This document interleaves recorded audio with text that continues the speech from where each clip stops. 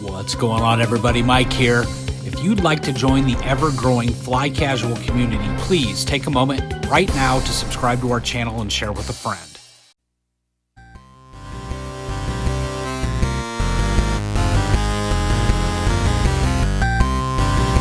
Yes, ladies and gentlemen, that's right. Your ears do not lie. Corey here. Welcome back to Fly Casual. And tonight we are recapping Mando Season 1.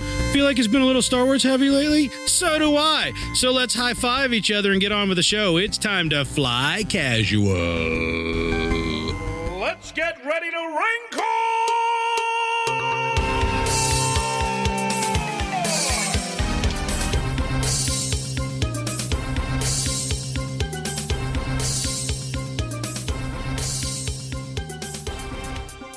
I don't know about y'all.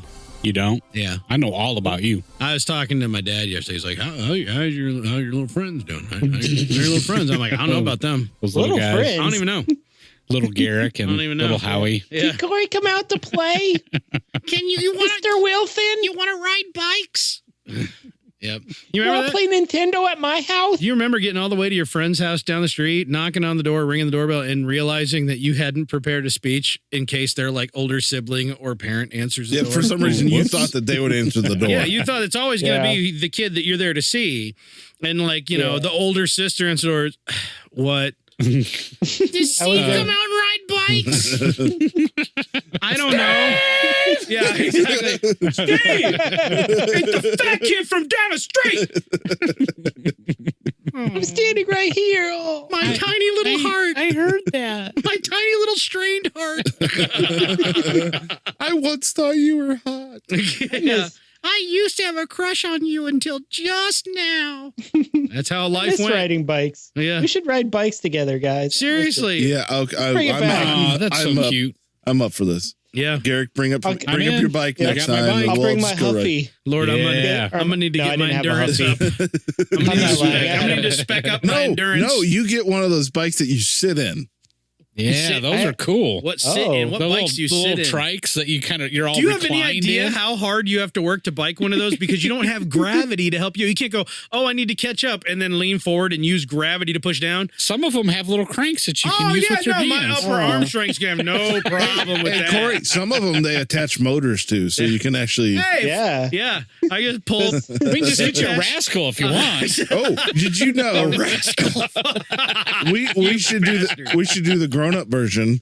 And I just learned this from Jerry Seinfeld. He's a big Vespa. Yeah, oh yeah. He loves Vespas. I don't know. And, I don't even know if I could fit on a Vespa. I'll tell you what I'll do. There's some big ones. Are there some big Vespas? There's I haven't heard such a thing. Dual seaters and all this other crap. No, I was just saying, I'll just get a gold wing. I'll get a Honda gold wing with like a trunk. Yeah.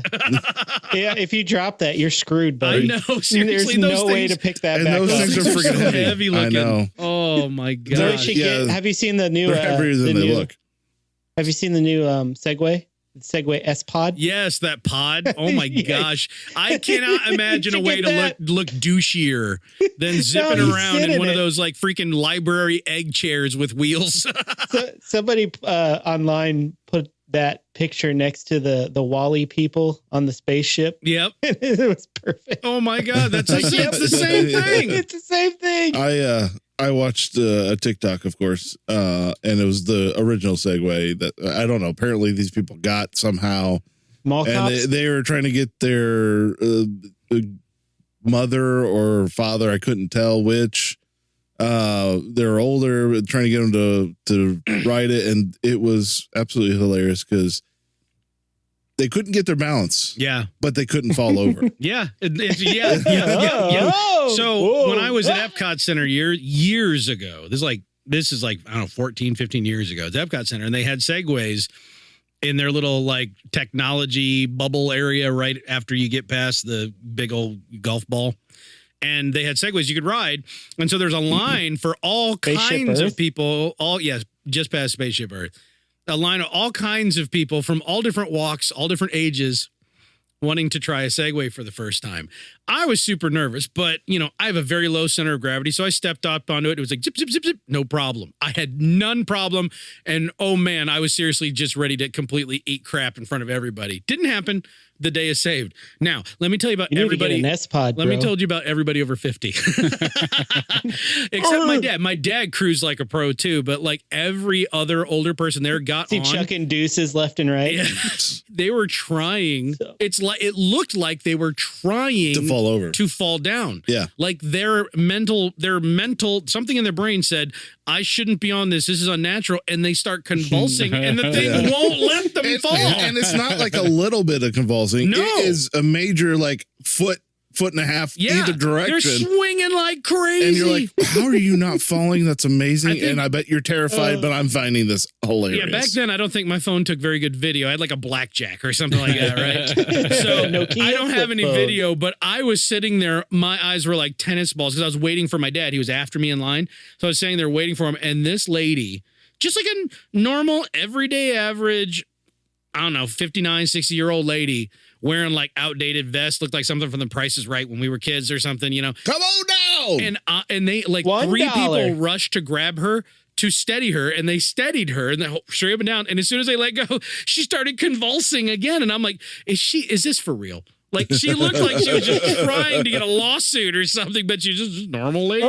Oh, it's, I guess something in some people's brains where they feel like they have to move. Yeah. So they're actually moving, and it's trying to keep you up straight. Yeah, I mean, the whole thing works based on very slight muscle movements. It's like, it's predictive in a lot of ways. Your muscles start to move, and it does the rest of the work, and not with this lady. Do your mall cops ride those around inside the mall? No, the only time I ever saw that in real life was in your neck of the woods down at Circle Center. I was at Circle they Center. Ride all the malls around here, they ride them around. I was like, are you for real? How is anybody supposed to take you seriously? This. Okay. But I kind of want that job. Also, there's this one guy, one security guard who's been working there a long time, and I see him riding around all the time. He's got so good, like they have to scan little things on the wall for some reason. So he'll just like probably to prove they're walking the beat. He'll just like grind to a halt, like sideways, scan it, and go like in one quick motion. Does he ever like jump up and wall grind or like wall ride? No, I want him to. Yeah, just like he just jumps between the escalators. And, you know, yeah. He's pulling a Christ air. Yeah. I want to. Now I'm envisioning that dude from Overwatch, the healer dude. Lucio? Yeah, that's what I'm envisioning now. Mm-hmm. But with a Segway. Yeah, with a Segway. they need that in Overwatch. They do. They need a Segway character. They need a old man Segway. An other abled or differently abled person who rides a Segway. They could have Anna's husband in there, and he's like super old. Yeah, there you go. He's got arthritic knees, so or it could be a head in a jar. Ooh, riding a Segway. I like it. We are on point. We are on really fleek, Spiro gentlemen. Agnew. No, it's Al Gore. Climate change. Something like that. I've invented the internet. Somewhere a whale is in distress. 30 Rock. Yeah. I'm just saying. Hey, ladies and gentlemen. Hey! Welcome back to another Fly Casual. We're back. Back again. We're back in action. JD's back. We're back in black. Will the real Fly Casual please stand up? No. That is against Fly Casual regulations. Okay. That's not very casual. No HR will come down on you for saying no that. standees permitted. Especially since you don't wear pants, Garrick. Yeah, seriously. Well, this year you should feel lucky. Gotta let it air out a little bit. Fellow listener, that only 1 week you have missed a podcast this time. So. Mm-hmm. You guys, I have to say, between Mike and Corey, we're on point this year. We put together some stuff so that everybody stayed entertained. Yeah, Mike does it on the regular. I just swung in and put in like 3 times as much effort. That's all. As you normally do, which is probably that's true. 5 minutes. No, yeah, I'm taking anybody else way less time than it took me. That's probably accurate. But yeah, hopefully people have been able to enjoy the holiday content. Exactly. It was a lot of fun this year. We had some good stuff. It was. Hey guys, just so you know, these are just jokes. No, these are just jokes. I don't care. I don't. It's my last chance. I don't care. I'm not doing this Fifth anymore. time. I don't care. In the meantime, welcome back, everybody. Hey, we're talking about The Mandalorian tonight. Have we talked about Mandalorian before? Have we ever mentioned Mandalorian before? Oh, man. no, Once or twice. Mandalorian? Don't get into it now. I think it's a pretty terrible thing. So pretty terribly awesome. That we but- haven't talked about it yeah. enough. Yeah, right. Boom. So we're going to give our final review of the last couple, 2 or 3 episodes. Yeah, I'm sure it'll be the final review. I'm sure we won't complete It espousing stinks. it. Yeah. I give it 2 Constantly. thumbs down. Yeah, it stinks. Oh my gosh, the critic. When you're making me remember back to like watching old real player files off CD-ROMs of the Yep. critic. It You're welcome. stinks. What's a CD-ROM? I know, right? It was a CDRW, excuse me. Yeah, it could read. No, a CDR. I never did the RWs. That, Yeah, those were too that expensive. crap, they Come were on. expensive and they were not What, I reliable. made of money. I'm in college. Come on. Yeah, that's right. I'm limited to what I can steal off of various shelves throughout the campus. Then you had the RW Plus. hmm That gave you like 50 more Oh. megabytes. Eventually, I graduated to zip drive, which had way fewer megabytes. Did you guys have that? What was it? The light drive or whatever that could etch Light stuff scribe. on the Light scribe. scribe. I have one of those. Yeah, still? Sadly, probably somewhere. Actually, if don't I use pulled it, out all the obviously. boxes that are over there behind the 3D printer, You'd there's probably probably a find one, light yeah. scribe drive. I'm an old Those Memorex one. things were I awesome. They were awesome and horrible because it They were took so so bad. long and they failed so often. You're like, wait a minute, I already burnt the disc. It was all ready to go, and now you ruined the. I mean, I You guess gotta I could flip it over and put the sweet graphic on the sweet two-tone graphic on the But back. it failed while I was putting the two-tone graphic. I remember when we used to do those road trips, and I would light scribe a label for our road trip songs. Now I want you to I want you to think about this conversation we're having. We're old, I tell you. And remember, Steve I need Jobs a segue so I can convulse around. didn't want this is Steve his Jobs future. said, light scribe in remembrance of me. I tell you. He wanted the future to be the cloud, Yeah. and we're there because of Light Scribe. Because of Light Scribe. Because of how Light Scribe? negative an What? experience that awesome technology was. Light scribe's like the literal opposite of the cloud, isn't it? If I Yeah, had to a think. little bit. Burning discs and Yep. all Burning that disc stuff. and then flipping it over and burning it again. burning anything. Yeah. It's seriously, Light Scribe was like the equivalent of a CD-ROM scratch off. That's the technology. It's just like burn. It's like, well, let me just scratch off the graphic that you want. Check Here out we these go. sweet graphics. What Go. is it? Like a bunny? Yeah. Oh man, And like it took so that's long. Jimi It was. Hendrix, man. It took so long. It was like getting a picture developed after you took an Old West sepia photo at a theme park. They're like, come back at the end of the day. We'll have it all set for you. That's what it was like. And then if you And forget, it was that same color, too. if you forget to It flip was. the CD over, Yep. Then you've ruined everything. Yeah. Yep. And it's like, oh, No no. coming back from that. We were using the death beam on this side. And those were Sorry. specialized discs too, and you couldn't. Those were super expensive. They were not cheap. but They were you like wouldn't over buy a buck a the piece. RWs. You would buy the Hell no. Yeah. You couldn't make the RWs look awesome. What am I do? Like Sharpie like a freaking dream catcher on the back of it? Hell no, bro. Limp I'm gonna Bizkit, I'm gonna take Volume 1. I'm gonna take a picture of the Hindenburg and Although burn it onto my CD. I every time I would go to Best Buy or something now, which is rare, I occasionally will see a thing of burnable CDs, and Yes, Oh, they still wow. exist. I'm like, Holy oh, cow. Absolutely And still it exist. catches me off guard. I know my computer has no disk drive in it. I was going to say, they don't even make them with them I mean, anymore. I have a couple of optical hard drives in there that are just old. I'm running Yeah. off an NVMe drive. Yeah, They might be like a 2.5 inch or 2.25 inch SSD in there, whatever the hell it is. But those Yeah. like a handful of hard drives are all I have left. it's great to go to A+ Computer and How's this No. gonna end? What? Lose your life savings. they have a lot of the newer stuff, but then you go digging and you're like, holy crap, Oh yeah. I'm going to blow the dust floppy off drive. of this. Remember. This I wanna play this Oregon has Trail been on in the this. store for at least a decade or Yes, more. that's true. And they don't. When you said blow the dust off, that is accurate. They do Yeah. not dust that old crap. They're like it's in a plastic bin on the floor for a reason. Yeah. Like they've got things in baggies that are no longer transparent. Yeah, that they're like, fogged oh, over you with need age." to buy this. Oh, just take 4 of them just in case the one doesn't work. A+ computer is a great thing to have. Like a more than That's- like a more than substantial local computer parts store that's not like Bill's store of the 6-month period. Because, they spring up and die constantly. Yeah. Yeah, there's another one that's on, I can't remember what it's called, but it's on the south side of those town. Kind of and stores, those kind of stores is how you get sucked into Jumanji world. You know that? Yeah, that's true. That's true. Like, I'm going to hook this weird You're one step technology up. off. And then you're screwed. You're with Jack Black and the Rock. Oh, wait. That's right. It's not bad. Jack Black. Yeah, I wouldn't mind Rock. being between Jack Black and the Karen Rock. Gillan would be okay. I'd be hanging out with her in the short shorts. Hello. But I will say this. I'd like to be the Rock. There's a computer on the south side of town I am here, the or a Rock. computer store on the south side of town. One just computer saying. on the Yeah, south there's side. one. They've only got one. Everybody's got to share it. That's why racist. Mike moved, and me. But this store, You can only share the- this store was world renowned briefly.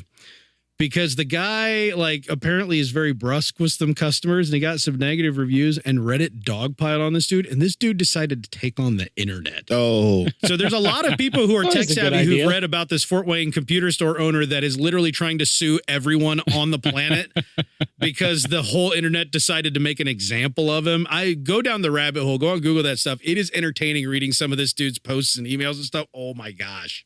Is I it more sometimes want to go to the entertaining store just to get a look at him. Is it more entertaining than the Cats reviews on Rotten Tomatoes? Okay, it's more entertaining than Cats, yes. Less entertaining than the reviews. Okay. Let me introduce you guys. I'm Corey. Over there's Mike. Hey. Hi, Mike. How you doing? Hi, Mike. How you doing? how you doing? How you doing? I am excited to be back after our long foray. Yeah, into the we had a long holidays. enough break that I wasn't like, oh crap, those guys are here. I know, man. I kind of I was kind of ready to come back. Actually, I was deep in the hills of post-apocalyptic West Virginia, and Howie had to come downstairs and be like, Corey, I'm here. Take off your headphones. Oh, that's right. It's Yeah. tonight, right? Oh, Yeah. okay. Yeah, Yeah. that's very true. Speaking of which, over there, Master Control, Stephen J. Howie. Keeping it alive. The only person who didn't respond was Mike. I know. I should have, Yeah. but I Breaking love Have you it not when seen Howie does it. The only reason Have you I not do it is to seen the get movie? Howie to do it. Yeah, I've seen it a couple times. Sally Field, right? talking I'll do about it anytime, Mike. I'll do it anytime. Thank you. Thank you. who's Tom Hanks' mother? Yeah, that's true. That is Tom Hanks. She plays the role of Tom Hanks' mother in Mrs. Doubtfire. Your mom really it was a loves you, weird. Gump. It was a It's weird Forrest name Gump. drop. Your mom would do anything for you, boy. Speaking of Robin Williams, last night I flipped on the YouTubes and watched Robin Williams on Carson, and he was there to promote Fisher King, and What? yeah, It's Fisher King. well, Fisher King's a Terry Gilliam movie that's probably it's either better watched high or you better not watch it high. I'm not sure. I enjoy it from a distance. Okay. But then he started talking about the next project he was working on because you could tell he was like, let's talk about something else. But he was on the whole time, and it was getting highly political and getting kind of blue. But here's the thing. To follow the second guest was Jonathan Winters, who they worked together on Mork and Mindy. And Jonathan Nice. Winters, before Robin Williams, everything, Jonathan Winters was known as the sort of, even though he's much more contained than Robin Williams, he was the comic that would move around so quick that you had to catch up with him to get his jokes. Jonathan Winters from my hometown, by the way, Springfield, Ohio. And the riffing that was taken, Johnny Carson, even at the end, they even had the nurse chick out from Empty Nest and she could barely get a word in, right? And at the end, he's like, well, thanks everybody for joining us. I've barely contributed. You know what I mean? He's like, I think the best thing I did tonight was stay out of the way. But that's my horrible out-of-date Johnny Carson impression. Highly recommend that YouTube video. Anyway, on with across the pond and down a few. Yeah, that's There right. he is. Mr. Garrick, not guys, Jay Hardy. I got an interesting fact here for you. Yeah. You guys No. ready for this? Okay. Factoid. I'm not So, sure. so the movie Cats that just came out He took- gets us with the preposition at the front here. Okay. took $90 million budget. Oh, my God. Mhm. That's just let that sink in. Yeah, that's right. 90 Made $1. Million. Wait, how much? Dollars. How much That's did a it make lot of that first CG week? for 90 mil. How so much? far, the box office is at 58.2. Sorry, Hey, we're only a couple 58.2 weeks in, guys. Hey, million it made dollars. $6 million that first weekend. It was Yeah. on pace, baby. I think that movie has made far more money off the negative reviews than it could have ever made on its own. Oh, If it came out absolutely. and everybody just was tepid, they wouldn't have cleared 30 mil. I just don't. But they came out and everyone went, "This is the worst movie of the year." Judi Like, Dench "Ooh, is licking I her like own terrible movies." butthole. I don't get. The first day it was out, I saw a dude who loved. He's like, "I love on Twitter. I love the Andrew Lloyd Webber musical." And which, I like the Android Weber. I like the better. Android Webber is better. I like the to make music. musicals. I like the music. I've never actually liked the musical Cats, but this guy's like, I like this musical, and I took my kids to see it. And I think his words were, by the third time Judi Dench licked her own butthole, they were asking to leave. Wow. And I thought, that was a joke.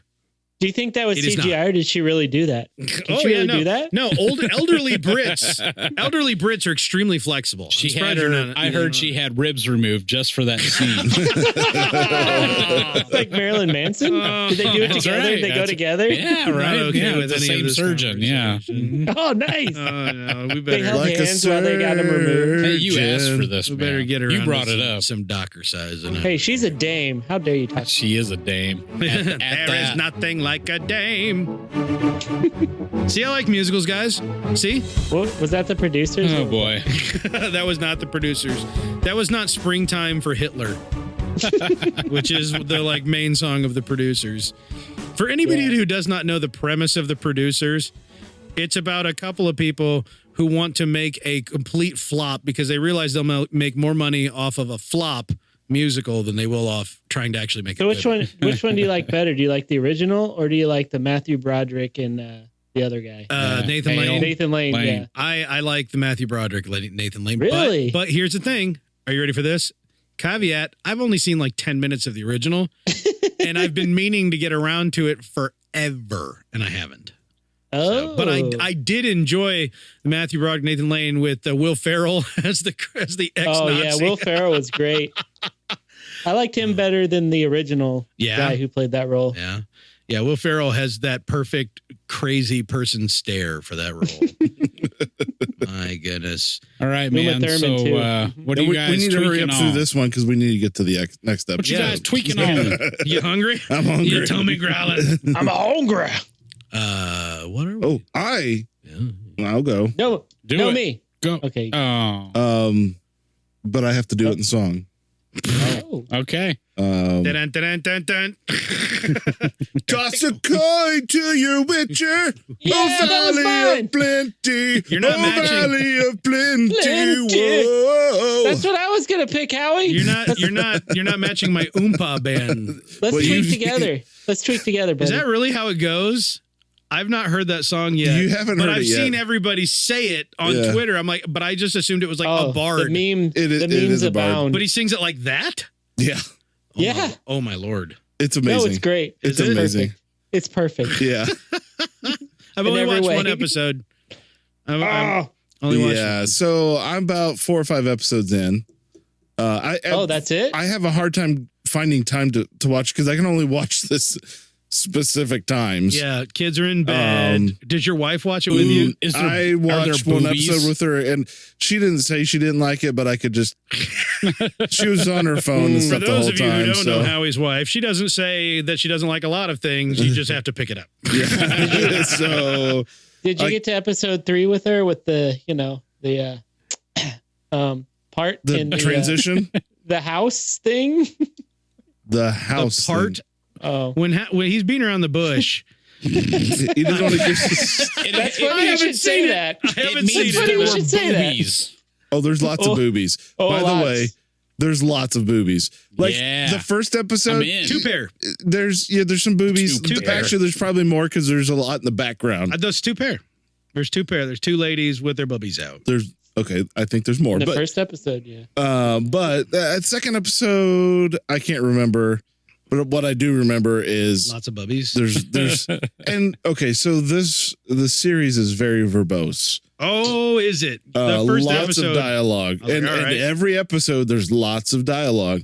And there's one scene where there's this man and this woman. They had just Experienced coitus. yes, and so they're having dialogue, and Post coitus. Boy, and there's I was just gonna say, movies you're like getting me literally every 3 time. or 4 minutes of them, and she's got her, and it's like, wow, okay. Awkward. Hey. After a period of time, you're like, Let's go to something else. You know, once coitus happens, why even bother? So Like, you have seen it. It's out in the open now. I wasn't sure if I liked it or not, but I keep wanting to go back to find out what's That's the thing. going to happen. After the first episode, I'm like, all right, I want to watch more. I have no idea how I'm going to have the time or motivation to do it because it's a commitment. Yeah, My but wife after will you have get- nothing to do with After you get past the first couple episodes and you get more of the story, you're like, okay, I need some more. Daddy got to know. Yeah, and Yep. I can't wait to finish it, and I can't wait to finish, guys. Gross. I did finish all Howie is over. mid-coitus. I finished the whole thing. Garrick It was is great. eternally coitus. That's what I was going to be tweaking on. Was also The Witcher. Well, then you go next. Well, okay. Was it The so Witcher? I finished. It was The Witcher. Hey! But you're not going to sing, huh? You're not going to sing? Toss a coin to The Witcher. Nailed it. That's why Corey does the singing. Oh Lord, it doesn't. That's not much of a leap forward, friend.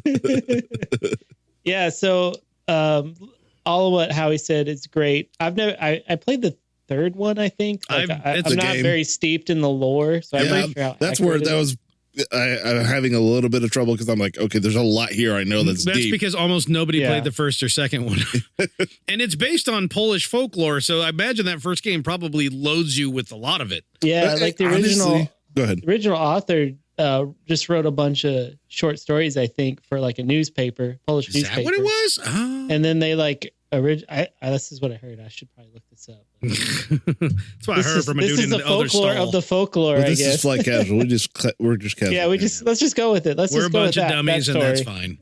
So they eventually novelized it, and then of course became like a epically selling game franchise, Yes. video game franchise. This series so far, I'm like, I kind of want to go back and pick up some of those games. I think I might have. No.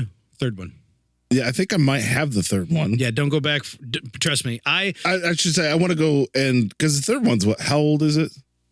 4 or 5 years. Yeah, at so- least. Yeah, I It's have still not good. played any of them, but I'm at the time that those games were coming out, I was a heavy gamer because that's when I was like the tail end of my bachelorhood, right? Where I had a house where I pretty much just lived in one room. You guys remember. And like I listened to a crap ton of gaming podcasts. I would listen to gaming podcasts while playing WoW and stuff like that. And shout out Henry Cavill. Nerd alert. Hell Yeah. yeah. But I at the time I would hear like I remember Vinny Caravello on Giant Bomb. He's like, yeah, I'm playing, and it might have even it was Giant Bomb at the time, I think. And he's like, yeah, I'm playing The Witcher. I'm like, yeah, how's that going? It's I mean it's good. It's a little rough, some restrictions. Like the third one was the first time they did like a big like kind of open world style. Mhm. It was like Skyrim. Yeah. The first two were much more, as I understand it, very linear, traditional RPG, or a traditional, like more traditional action RPG. So I've heard a lot. I mean, the third one did gangbusters, but even it overwhelmed a lot of people. They didn't realize how different feeling it would be. So a lot of people picked it up and played a little bit of it and went, I can't do this. It was a lot. Yeah, when I picked it up, I'm like, I'm probably like 3 hours into the game, and I'm like, I have no idea what's going on. Yeah. So, or what to do. So I And- kind of put it down. And yeah, basically following Vinny's travels through The Witcher, I knew by the time Witcher 3 came out, I'm like, this is something I'm going to want to play eventually, but I'm in no hurry. And like, it dropped like $20 in a Steam sale, but I was like, but the Legendary, or the Game of the Year edition's $35, so I should keep waiting. And then this winter, I saw the Game of the Year edition for like $19, and I'm like, oh, it's really old. $20. I think I got it as a part of the Humble Monthly Bundle. Okay, yeah. Nice. I got it on a Steam sale a long time ago. Nice. But yeah, the series, I know what Rotten Tomatoes gave it, what, mid 50s, Yeah. higher 50%, Fudge maybe. Rotten Tomatoes. This But would then, be like, this is like the kind of mimics Rise of Skywalker, I think. 'Cause Yeah. The Rotten Tomato scores were terrible, but the user reviews, if I remember correctly, were actually pretty favorable. That's the thing. This show, from just watching the first episode, this show right out of the gates is meant for people who are already committed to watching it. If you're Well, on the fence, I don't know. Yeah, I was committed. I'm like, I'm gonna. Yeah, me too. I'm like, Henry Cavill as not Superman and part of a video game franchise. Also, he's a super video game nerd, so it lends some credence. I'll tell you what, I mean, when I heard that The Witcher was going to be made, I had zero interest. The only reason I would pick this up is because of Henry Cavill. You want to see him in something that doesn't suck, right? Well, that and the story behind how he got involved. Did you hear this? They announced it, and he had his manager on the phone immediately. Yes, and was like, I'm doing this role. This is the me. Guy. This is the guy who almost didn't answer the phone. For Superman because he was The Witcher. No, because he was in a WoW raid. Oh, he was in a WoW raid. He was in a raid, so it's like he felt compelled to help, stay with the people he was raiding with, and not pick up the phone. Right. He's like, oh, I better answer. Yeah. Oh, I'm Superman now. No, I love the fact that he's such a nerd and a gamer and a geek. Yep. That when he heard this announced, he was also the most gorgeous man on the planet. Right. Well, he was immediately on the phone. He was immediately on the phone and basically begged them. Basically said, "This is my role. Yes. This is happening." Yes. Can you believe? I can only imagine what they were thinking. They're getting the call and they're like, it's like some administrative assistant. What? No, this is a joke, right? This is a joke. You're pulling my leg. Tell me another one. They're probably scouring. They're probably scouring the local theaters for people who want to be in a Netflix movie. Yeah. And Henry Cavill calls you up. You're like, sir, my. I told you, no interruptions. Henry Cavill's on the phone. I don't care if it's Henry Wait, what? I've even heard, his influence over the writing, everything, all parts of the process were very, anytime a video game is adapted, if there's someone on set who actually loves the video games, you're doing pretty good. Right. Yeah. Right. Yeah, so like people were dogging his portrayal. Like, first I say going in, I was like, Henry Cavill, okay, whatever. He's kind of too pretty to be, Geralt of Geralt's pretty, man. But this guy gets all the tail. But he's more rugged than pretty. I think. He is. Yeah. But he nailed it. He had the Batman, Christian Bale Batman voice the whole time. That doesn't. And it takes a minute to get used to, but after a while, you're just like, it fits the awesome character. Yeah, it really settles in. warned me about the growl, and when I was watching, I didn't even notice. And actually, it was like halfway through the first episode, I was like, "Oh yeah, he is growling." Because he always has that. He always has that grunt. Like he's not very talkative. And he uses it in some very comedic ways. Yeah, like dropping F-bombs. Yeah, yeah. I love it when he's like, fuck. And it's great. Like I didn't know much about the character going in, but I guess spoiler alert, he doesn't kill people just outright like that. Like he's a witcher. His job's to kill monsters and witches and things. Yeah, he's a very principled person, which I didn't realize that's what Geralt's character and they maintain that throughout the show. Oh, very absolutely. principled. Yeah, like even with even some beasts, he's like, well, we don't need to kill it. We can just there's a beast there. Someone paid him money to kill this beast, and he found out, this beast is actually intelligent. Yeah, and spoilers, that's become a meme now. That's become a big meme. It's all over. But so IMDb has a score of 8.5 out of 10. Mm-hmm. Rotten Tomatoes is up to 65. Oh, on the critics, nice. You know what? I don't know. Yeah. I'll get back to this. Yeah, 96% on Google user TV show base, because only nerds use the Google. And Netflix is 4.7 out of 5. So hey, that's pretty good. Rotten Tomatoes audience score is 93%. 93%. Wow. Well, you can't argue that the quality is pretty much there. Like, there's a couple of camera shots where I'm like, all right, we're definitely dealing with some green screen stuff, but it doesn't matter. The artistic design is there. Yeah. They're not trying to set any new records or break any ground. It's not like Miss Maisel where you realize 5 minutes into a scene that the camera hasn't cut once. You know what I mean? It's not like they're trying to do anything crazy. They're just doing it legit. Yeah, I liked how they didn't default to the shaky camera during the action scene. Thank there's God. I think we're seeing a trend away from that. It Almost. needs to. Yeah. Oh, they do that to cover up the lack of fighting ability from the actors or whoever's doing it, or I guess to add tension. But this one, they actually do slow motion at points, and in my opinion, it makes it more visceral. Iron Fist. Oh, I'm sorry. Oh, my allergies. Well, he was terrible. Yeah, because they didn't train him at all. Yeah, they didn't train him. But yeah, the action scenes are legit. Yeah. Yeah. Sweet. My turn, Witcher. I watched the first episode of The Witcher.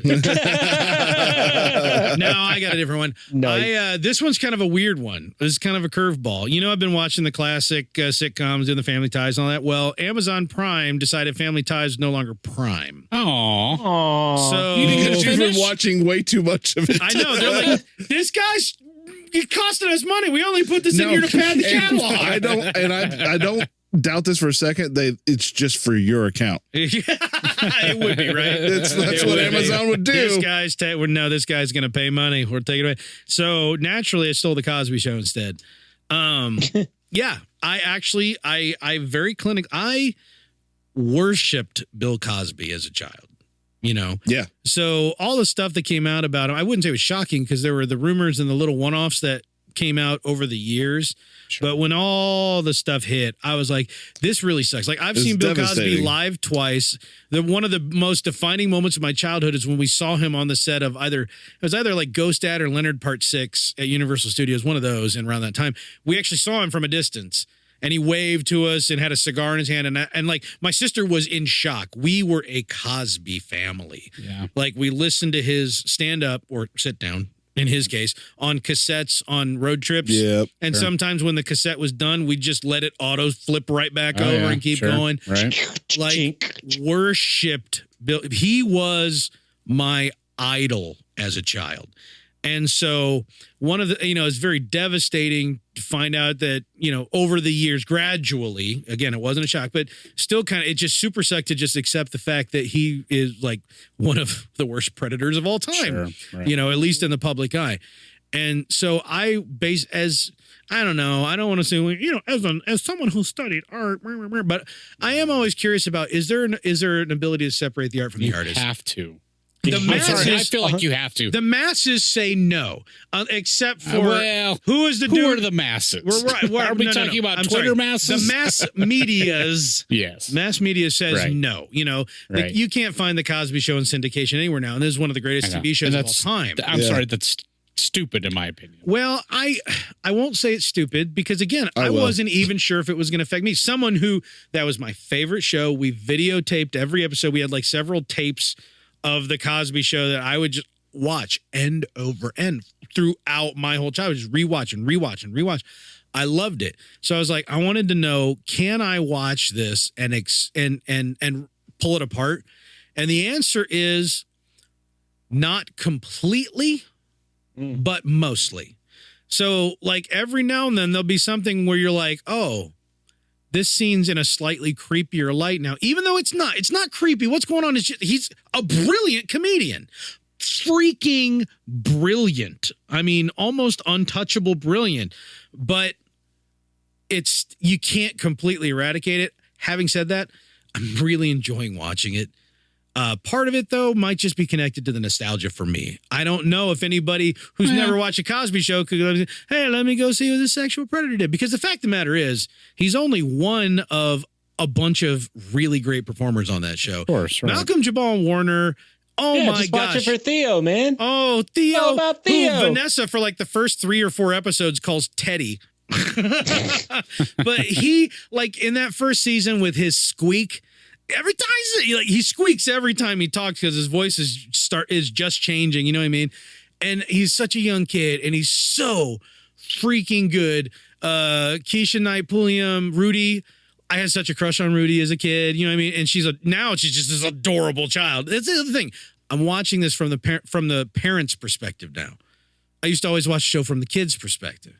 More of the kids' perspective. Now I'm watching it completely from the parents' perspective, and it's giving me like a whole new meaning to it. Plus, so it's one of those things where it's like, I don't know if I could ever suggest that someone who's never seen it would get what I'm getting out of it, knowing what we know now.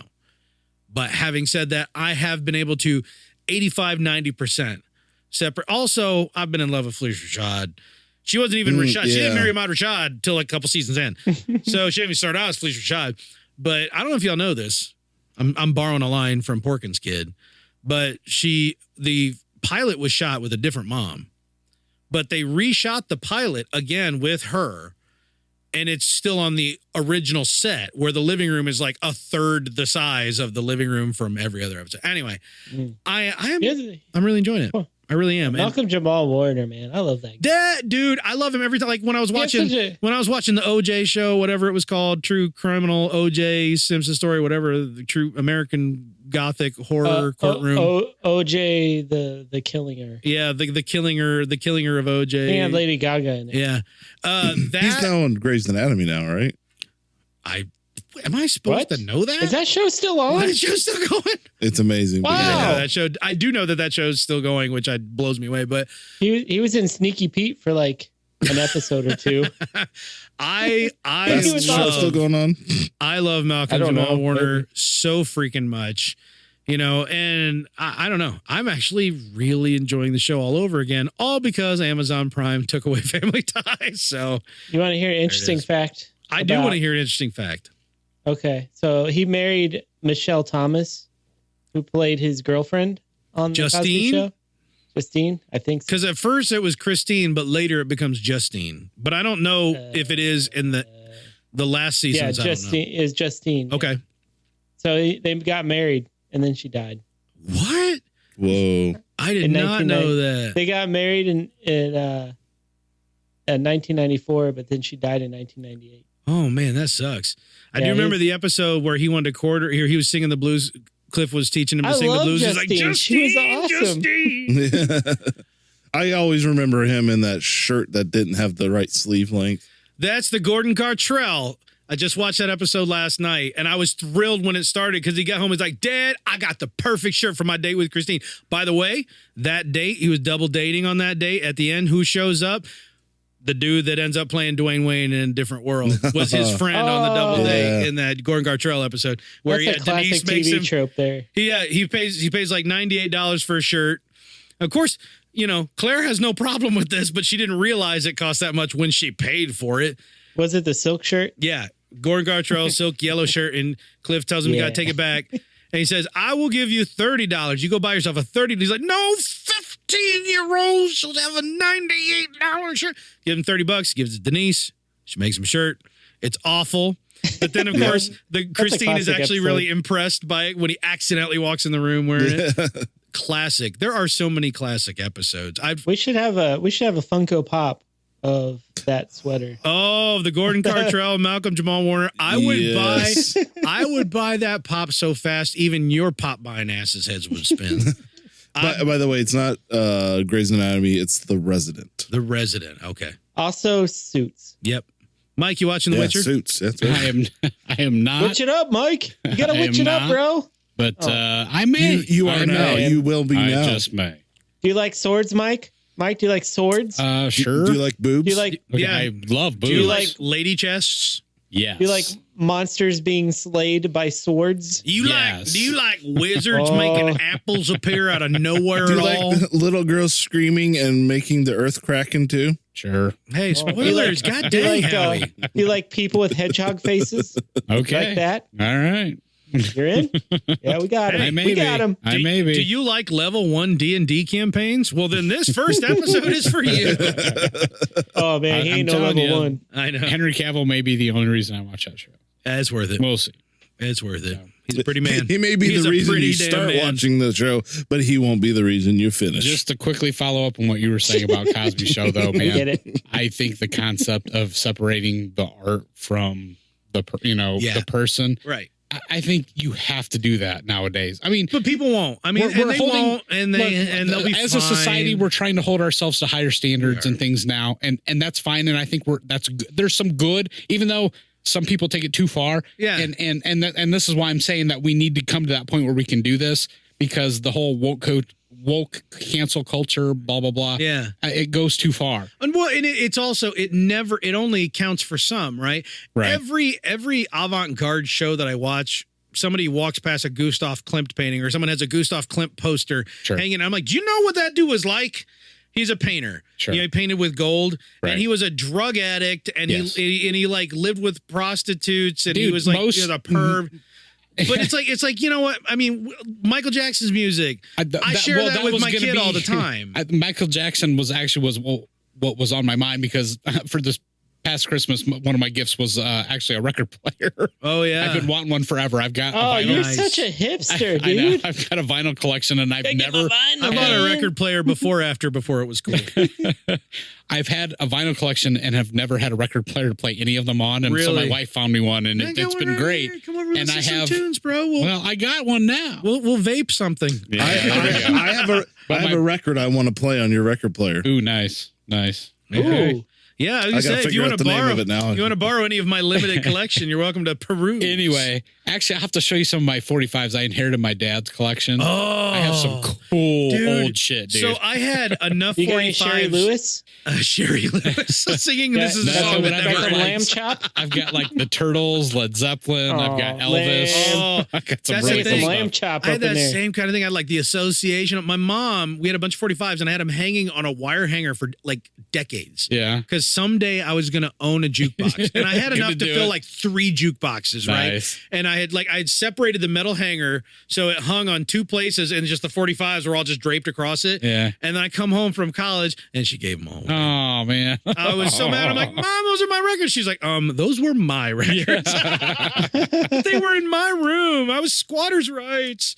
But anyway, one of my albums is I've got Michael Jackson's Thriller. And Yes, I did too. I popped that sucker on, and that music is terrible so because it's no low man, def. It's timeless. it's awesome and it's timeless It is and it's great. timeless. And my kids listen to it. I am not an audiophile. I'm more of an audiophile than the average person. I mean, heck, look at us. We're surrounded by microphones and Right. medium expensive headphones and stuff like that. But after buying a record player and playing records, I'm not addicted to it. I don't try to buy stuff on vinyl, right. but there is, I hate saying it because it's cliche, there is a warmth to the sound that is somehow not defaultly there when you listen to digital. Maybe you can make it get there, but you just throw on an album and there is this fuller spectrum in the analog. To be honest, for me, I don't know how it was because you guys are a little bit younger than me, but growing up, we had a record player in the house. Oh yeah, we did. Yeah, too. we did too. Yeah, we had And- several, or at least a couple. I mean, we listened to records a lot. Dude, when I was a had kid. that. So I had that Fisher Price orange and beige and brown one. No, my that just- parents had a big, that huge just plays stereo. row, row, row like- your We did boat. too, The but big in my stereo room, unit. I had the Gotcha. little orange Nice. and yeah. So I mean, we listened to storybooks on that thing and everything. But I think for me, Some lamb chop? I wouldn't call myself an audiophile. I Right. would call myself nostalgic. Yeah, there you go. Fair enough. I think remember my sister and I sitting in front of the record player listening to the Fox and the Hound. Yes, right? right, yeah. That I was remember great. listening to all the religious musicals like Music Machine. Music and stuff Machine, like, yeah. No, they had the best album art. It's like a Music comic machine, Music music machine. machine, like no nothing other else gadget that you've ever seen. Whatever you want to sing about, put something in it and a song comes out. Where we're chicka Classic. chicka bum bum. Where Where we're Oh my I can go all night, man. I can go all Here's night. the funny thing. You two, us two, we're singing. Garrick knows these I songs. know he does. I know he does. Oh yeah. All right, so the record I that love I want to these play songs. on your record player is Herb Albert's Tijuana Brass, Oh, Whipped Cream and Oh. Other Delights. Oh man, yeah. And here is the picture on the front of the I love, dude. See, I love. That's one of the good things stuff. One of the reasons I love these old I albums wanna- is just the big art, album, the all artwork, the beautiful Oh, God. artwork. Yes. Now we're really dating ourselves. But No. remember how much time I took? Your last album that your band put Yeah, out, right. how much time I took to do the album art? Right, right. I put more into that than I think. I mean, I was a professional graphic designer for a Sure, while, right. and that work stuff was nothing. Yeah. I put more nuance into that. Yeah. I'm like, I wanted it to evoke an experience while you're looking through Sure, it. I right. said I wanted to have a physicality, Yep. but also sort of like a weird mysticism, and like it was Yeah. important to me. And I remember loved it, you guys yeah. were like so thrilled with it. I'm like, Yeah. thank God. I'm literally scanning my grandmother's old upholstery and stuff like that to get the right textures and I things. was gonna say, I remember, I mean, going out to eat and just talking, pulling out all your portfolio and going through all Yeah. the pictures and Yeah. oh, good stuff. Oh So, man, that was like for me. That was like the last that is hurrah of album art. I mean, as much as I love the portability of today's music, Mm-hmm. the lost portion of that is the art. And it sucks. It makes sense, but it sucks to have left that all behind. But not even the art, but just, I mean, I remember getting a new album, even CDs when I was a kid. Yeah. And I would pull it out. I would memorize all the lyrics. Yep. I would memorize all the producers, every guy in the band. I mean, everything. Wow. Everything Nerd that I alert. could. Yeah, I know. I was a nerd. Nerd. Calls you a nerd. Is this what we'd be This listening is to? your nostalgic moment talking. This is one of the I can play songs. the Papa Gin music. This is one of the songs on the record that we. There you go. Yep. Yeah, dude.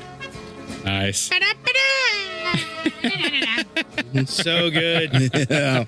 I got to tell you, see, this is perfect. This is exactly the kind of music I want to listen to on vinyl, right? Yep. Yeah. But also, and this was a defining moment for me while we're talking about, we could probably do an episode about vinyl or not. But when I was my first major girlfriend in high school, her dad had a vinyl collection. Yeah. And at that point, it's like 1997, 1998. And I was like, okay. And I'm like, well, you got a bunch of Engelbert Humperdinck in here. Because every time I went to an antique store, they have all the Engelbert Humperdinck. Or like, who's the guy that had the Lawrence Welk Show like albums and stuff? And I pull out Red Skelton. I pull out someone who I had never heard of at the time. Jim Neighbors? I knew who Jim Neighbors was. Sadly, I had never heard of James Taylor. Oh, back, yeah. And I pull out an original pressing of James, I believe it was an original pressing of James Taylor's Sweet Baby James. It was an old, the album art was like, had crinkles and scratches and stuff. I pulled out the vinyl, which is almost flawless, and I put it on because I'm just like, let's just see. And I throw on Sweet Baby James, and musically, my life was changed. Yeah. Because in high school, music can affect you way different. Yeah. You know what I mean? Does, yeah. And also, like, when we broke up and I was all depressed and stuff like that, I was like, come on, James. Come on, JT. Take me home. You know what I mean? Yeah. Just yesterday morning. You know what I mean? I was just going with James Taylor for years. Defining stuff. Well, I had a completely different docket, but I'm going to go with that, man. That was sweet. Stuff, yeah. That was badass. Yeah. I like where we went with that. Which Good means stuff, it's time Mike. for some news. Well, my original docket's going to carry over to news. So. Actually, you know what sounds great now is having a scotch and a cigar and listening to this kind of music. Oh, yeah, man. We're going to have to do that. They used to play that song on Magic 104.3, the oldie station in Chicago when I was a kid. And it'd be like 10 o'clock, and I was an insomniac when I was a child. It'd be like 10 o'clock at night, and that song would roll on, and all those types of like late evening, King B, Ron Britton was the DJ at the late night at the time. Yeah, I remember all this stuff. And I remember like laying there listening to radio, and he would play like the smooth oldies, like that, like some of the jazz and some of the, like the smooth rock. And that stuff like evokes something like, the stuff that's between sleep and awake kind of messes with you. And man, it just, What about news? Well, Star Wars Episode 9 in the news this week. Whoa. Covered it. It made $3 at the box office. $3.50. Oh, $3.50. Yeah, $3.50. That's Loch Ness Monster money. So we're going to have lots of Star Wars tonight. We're going to start that off by talking some box office numbers. How did I know? Bring it on. Do we need a drum roll? Yeah. There it is. All right. As of this recording, the domestic gross sits at $463 million. That's The it? international gross sits at $489 million for a worldwide total of $952 million. Millions. Wow, that's Millions. almost $1 billion. Billion. It sounds like $1 it's billion. slowed considerably over the past week. I'm hearing like an 80% drop from last weekend. But guess what? That first week drop. The first week dropped, but then it picked right back up because That's of the thing. Right, with The Christmas, first week, right? yeah, it was not, well, even then, the first week drop, as I understand it, did not come anywhere close to the precipice that The Last Jedi No, not even close.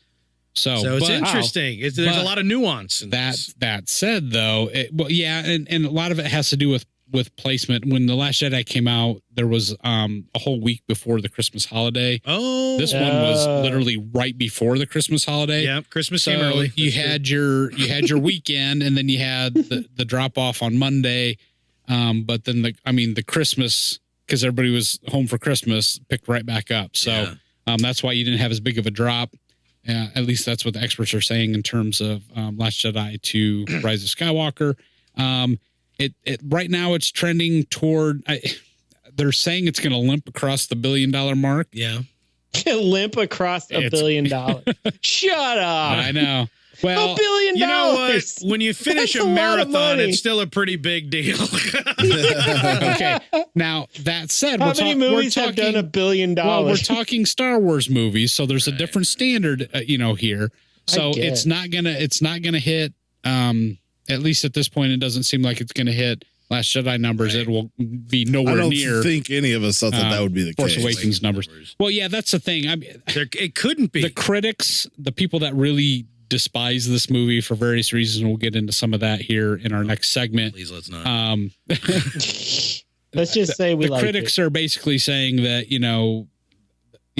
that this is an indication of problems with Lucasfilm and things like that. Yes. There's truth to what they're saying, but they're not saying it with what I believe to be the true frame of mind. Well, but the thing of it is this was the expectation going into this. Everybody, it's falling exactly where I think most people thought it would. Mm-hmm. Now, is that actually I think it's the ideal place? I believe it's doing slightly better. Do you? Most people thought it would because it's gonna, if it hits $1 billion, that's where I thought it would just barely hit the $1 billion. All the people who love The Last Jedi thought it was going to fail because of all the people who hated The Last Jedi, and all the people who hated The Last Jedi wanted it to fail. Or I shouldn't say that. I mean, I don't like The Last Jedi, and I really didn't want it to fail. Actually, there's a lot of nuance right now. There is. It's a whole lot of weirdness. We'll say because we've got some Rise of Skywalker stuff to talk about in the next segment after we talk about Mandalorian. So maybe we'll get into some of that. Both tonight? Yeah, we're going to do both. Lord Almighty, I didn't even know. I need to read my notes next time. Yeah, no. So, well, I don't know. Maybe we could hit it here and just do Mandalorian next segment. I don't know. Up to you guys. Let's do a little Rise. But let's keep it contained. Yep. Howie, put your stopwatch on. Beep. Because you wear a stopwatch. Okay. Oh, it beeps. So anyway, that's where we're at. It's dropped considerably. We're already at the 1 hour mark, so it'd be good to measure it. Yep, it happened. It'll be interesting to see if it can hit. Now, let me ask you guys. Let's do a quick round table. I've seen it 3 times. Once, you guys? I really wish you hadn't asked this question. Yeah, why'd you do that, Mike? Well, yeah, once is not uncommon for me. I have a family. I have wanted to see this movie 3 times, and I have seen it 1 time. Yeah, I'm with you. I am so upset because, and I told my parents, I said, let's just go see it on a weeknight, just the 3 of us, because my parents want to see it, and I'm like, I want to see it again, and I need an excuse to shake my wife off my leg. Yeah. So but she humps your legs constantly. I should have married a canine. If you guys, I'm just gonna throw this out here. I've seen it 3 times. I want to see it 1 more time before it's out of theaters. Yeah, if you guys want to, let's go. Okay, I'm gonna hit pause. We'll go see it. Each time I've seen it, I have to watch the Joker. I have to watch the Joker with my wife tomorrow night, but Sunday afternoon. Good luck with that. Okay, Sunday afternoon. Yeah, she promised to take me. You, of course, would choose Sunday afternoon when I can't. Oh, that's true because you have other things. Well, all right. Hey, Mike, we'll work it out. You and me Saturday, and then you 2 on Sunday. Fire, I'm in. I guess that's fine. That way, both of us have a chance to see it with Mike instead of across the room from Mike. I'm thrilled that He's at a point. Theo double date you guys. I've just been thrilled that I'm at a point where I'm enjoying a Star Wars movie to the point where I want to go see it multiple times. Yeah, it just feels like it's been a couple of years since I've wanted to do that. Mm-hmm. It has been a couple of years. Yeah, I honestly, I really enjoyed the movie, and I really want to see it again and again. I just haven't been able to make it happen. I mean, I'll enjoy it, of course, and I'll buy it on Blu-ray and I'll have it digitally. This may be the first Blu-ray I've bought in several years. Yeah. But I feel like, it's so cool, and I've seen it on some big screens. And actually, the last time I saw it was up in Canada, and we saw it on one of those big mega screens. Oh, like the real IMAX rather than the bullcrap no, IMAX? It wasn't. I haven't had a real IMAX, but it was. I saw the first one, Force Awakens, and real IMAX. Oh, really? Yeah, where it took up the whole screen at certain points. Yeah, right. It's interesting. So it was like one of the mega screens, like the big old school theater. Yeah, it was one of the big 3D ones, the modern 3D screens. There were certain scenes that were filmed specifically for IMAX. So, that's right. Like when they were Force running Awakens, at the beginning, when they're running from the TIE fighters getting to the quad jumper, that expands to the entire wall. Oh wow. The entire thing, where you like have trouble seeing all of the things. Yeah, you have to look around. If we had a real You have to IMAX turn around, your I'd head. like to, Yeah. but I love the fact that they call these like podunky like 40-foot screens IMAXs around here. I saw Frozen 2 in Chicago in a newer theater in an old Dominic's, and because Dominic's is no longer a thing, and I couldn't believe the screen size. It was just a regular, not even stadium style. I mean, kind of it was, but not as dramatically vertical. But it still had recliners and stuff like that. right. The screen was enormous. Yeah. And I was just like, this reminds me of the old days when you had like two theaters, the big one and the little one. Right. You know?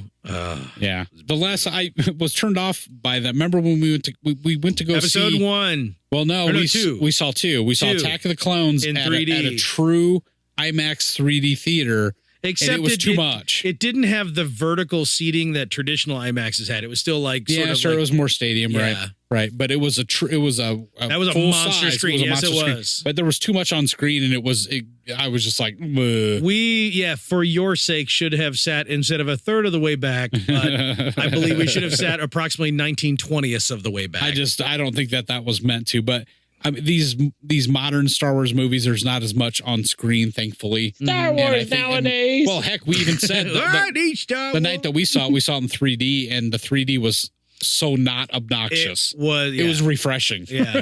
Then we saw the most recent film. Yes. Yeah, Rise of Skywalker. that was a 3D adaptation that was trash. That was back when everybody was like, yay, 3D. Yeah, right. And so like they were just hacking 3D films together. And Right. Not good. Right. Not good. So anyway, But it was fun. That's where we are with the gross. It'll be interesting to see over the next couple of weeks if they can get to that $1 billion mark. And I like how the budget was $275 million, and they're gonna make over $1 billion possibly. Yeah, absolutely. It's like tripled their budget. There's no way this is a failure. It depends on the marketing. Yeah, well, here's the thing, and there was like no marketing for this. Right, not like but The Force Awakens. Where you're hitting on something everywhere. here, Garrick. I mean, even though it's going to be profitable, and it was the marketing and the lack of merchandise in stores was very intentional. Yes, very intentional because they dialed wanted it back a lot. Yes, because they wanted to get the profitability going on this. And they didn't know if it was possible. But and so they did. But I mean, is that looking at it from the lens of Star Wars? Is that a success or a failure? And some people are going to say, monetary wise, it's a success. Monetary, it's a success if you're looking at business wise, right? Or if you're looking long term Star Wars, because strategically maybe not as much of a success. Because if you look at all the films that they've released, the 5 films that they've released under Disney, and you look at the box office, right? Rogue One was good. I love most of them. Well, here's the thing, but still. The box office is trending down. Yeah, the CineScore or like audience scores among aggregates are trending down. Yeah. Merchandise is trending down. Yeah. Those aren't good signs. Yeah, Collider's shutting down. They're profitable, but they're trending down. So, some things I think are going to have to change at Lucasfilm, but yeah, no, it's not a failure. And people suggesting it is with these stupid. movies, they more than made the money back for the purchase. Yes. With a lot they're left just over. shy. Well, No, they paid $4 billion. But you're only looking at the numbers that you are concerned with. There are way more numbers involved. Right. It's not just gross and what they purchased. No, I mean, well, with merchandising, like the first movie probably made it by a lot. All reports that I've been seeing that are trying to take that real macro approach is saying that Disney's still in the hole for like $1.something billion. I mean, they're going to get there. Oh, sure. I mean, if you're looking at pure gross, they're at, I think, $5.7 billion over the 5 movies. Yeah. And they purchased it for 4. So, I mean, if you look at that, but you're right. It doesn't tell the whole story. The gross is not the net. Right. No, it's not. You have to get. That's what I've been doing wrong this whole time. Yeah, I know. Howie, we really need to sort your investments out. You're like, wait a minute. I thought I was doing great. But see, that's Funko why Pop's taking my money. but that's what I'm saying here. I mean, if you're trying to take a fair look at this, from a macro perspective, the investors in Disney have to be concerned that things are trending down because of we're talking about. It's like if they're still trying to pay this off, trying to make it work for them. I am a firm believer that this has nothing to do with saturation. I'm a firm believer. I believe, yeah. And I can't back it up. I'm going from the hip. I'm going from the gut here. Right. This has more to do I can back it with up by the Mandalorian. Yeah, for real. Divisive quality. Right. The Last Jedi, Resistance, like that YouTube series that they crapped out that Garrick wanted to get excited about. Yeah. Like I like that series. Shut up. An issue It is had with Zuko if you've got Avatar. diamond level material, you should only be putting out diamond level quality. Agreed. Now, is this latest movie diamond level quality? I don't know. I feel like they got real close to gold, which is a major accomplishment. Right. They got closer. But they can't shat out stuff. I feel like even though the numbers and the scores have trended down up to Rise of Skywalker, the silver lining is I feel like with Rise of Skywalker, personally, I feel like they turned a corner. Yes. I think they realized that there was a problem and they tried their best to salvage. They made enough of a ship writing, just enough that internal analysts can look at that and go, this could have been way worse. Right.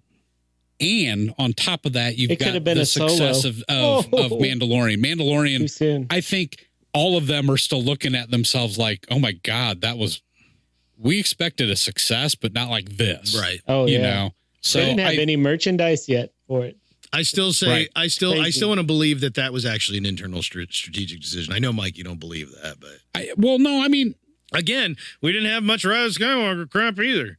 But no, we really didn't. Oh, you mean in terms of merchandising? In terms of them choosing not to merchandise because most of the toy leaks or most of the early leaks come from toy. Yeah, pre-sales. but even insiders, Filoni and Favreau have even said in recent interviews they had no idea this was going to be as successful as it is. We've been saying forever that Dave Filoni is a genius when it comes. I shouldn't say it, that Dave Filoni is a true craftsman who actually loves and knows the material. Yes, we've been saying that forever. You couple him with someone like Jon Favreau, who Goram knows the business and listens to people that he knows have knowledge. Yes, he is not egotistical and Jon Favreau's a good dude.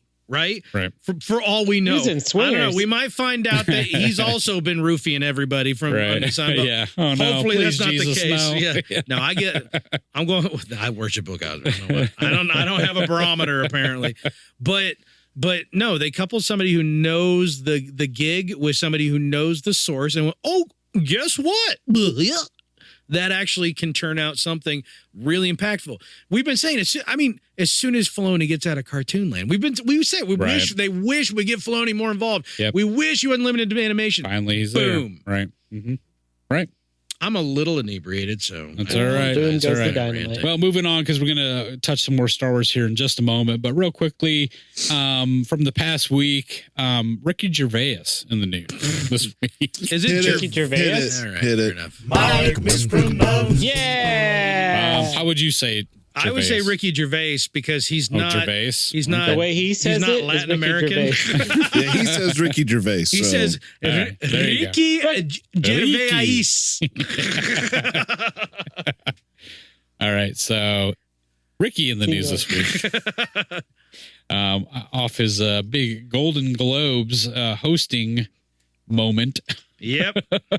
And his fifth moment. He doesn't care. The funny thing is like nobody, and I mean nobody, was talking about the Golden Globes before nobody it happened. cared. Nobody gave a damn. So many people are over award shows. They're all bombing. They're all trending way down. And what was it like Monday night, Tuesday night? Like all of a sudden, nobody's watching it. No one. Everybody's on Facebook, kind of just flipping through their phones, and while the program was still on, Twitter suddenly a nuclear explosion happens. It's like, wait, what's going on? And I'm literally watching a cut video of his opening monologue while the show is still going on some rando Twitter account.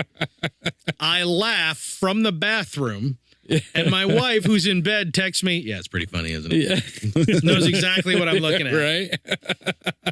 So, I started seeing these reports come in. I'm like, what is this? And then I click on and watch that opening monologue. And oh my God. He said what a lot of us are thinking.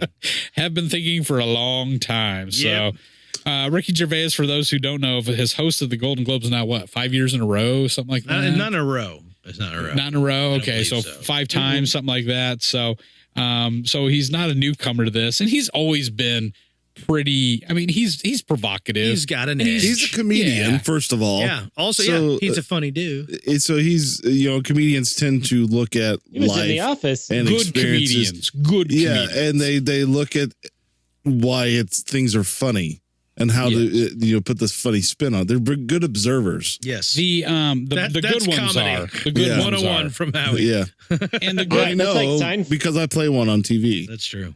You're Seinfeld? I am. What's the deal with Pure Leaf tea?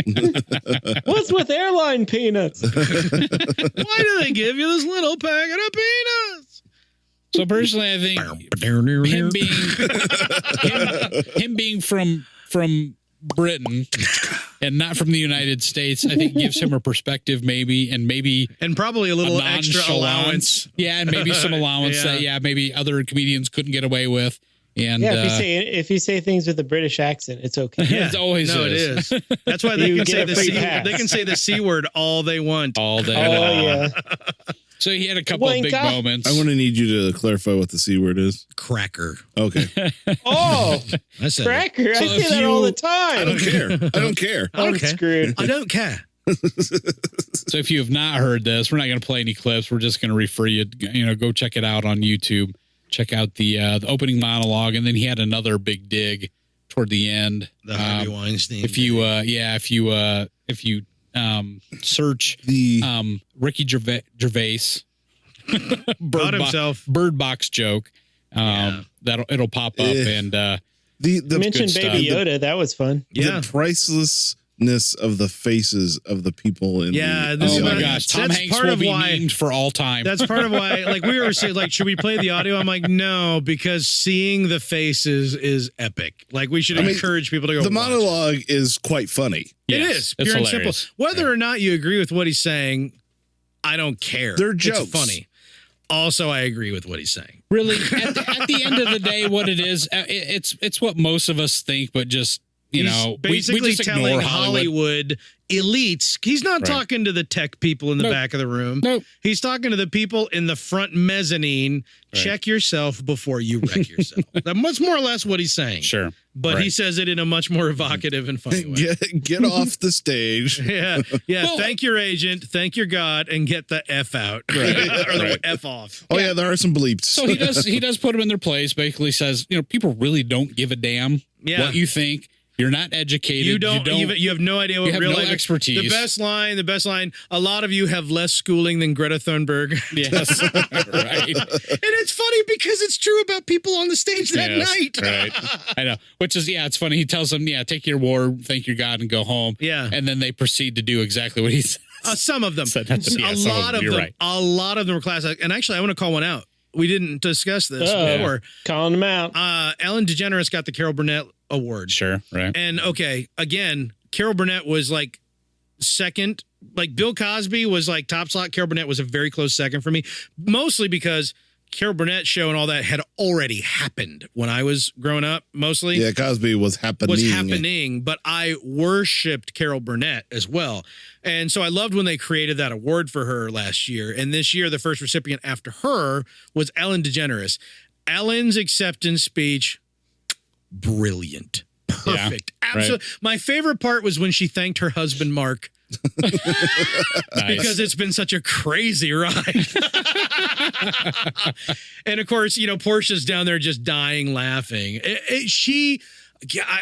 Words cannot express how much I love Ellen DeGeneres, and she did such a wonderful acceptance speech. And she even talked about how because she's getting a special award, she doesn't have to wrap up her speech. It can keep going on, but she's not going to do that because she respects everybody's time. So then she starts talking about where she was born and what the weather was like at the time of her birth. And I don't want to ruin all the jokes, so I won't say anything more that's about it, good but stuff. you need to watch her acceptance speech. She is such a class act. Right.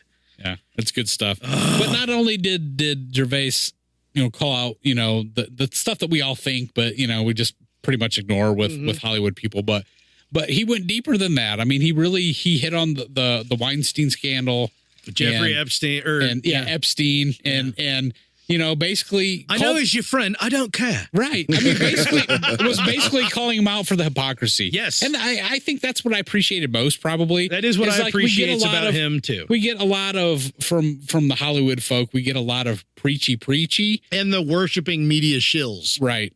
I don't mind saying. Right. There's a lot of industry shilling out. So every once in a while, I think those folks need to get knocked down a peg or two. It's like better to hit them in a group than attack them one-on-one, because then it's just a fight that everybody wants to publicize. No, and you know what? As a group, again, at the end of the day, he's a comedian. They were jokes. And everybody he's not had a laugh. Singling everybody out. Although again, the fact that they show Tim Cook right before he makes the Apple sweatshop jokes. Ooh. Tim Cook, he's a head of Apple, CEO of Apple, and they're there because of the morning show, which I don't mind saying, I'm not all the way through it, is surprisingly. You're digging that, aren't you? Surprisingly good. I mean, good. But Tim Cook's right there, and then he dogs on Apple running sweatshops, and he has a line about saying, if ISIS started a streaming network, you'd call your agents. Yeah, sometimes you have to wonder, man. Things are crazy. You guys should watch An Idiot Abroad, season 3. Has Warwick Davis in it. Oh, nice. Season 3 specifically. Okay. Well, you can watch them all. Well, boys, that's all I had for news. I don't know. Oh my gosh, time to talk about some Porkins Bite of the Week.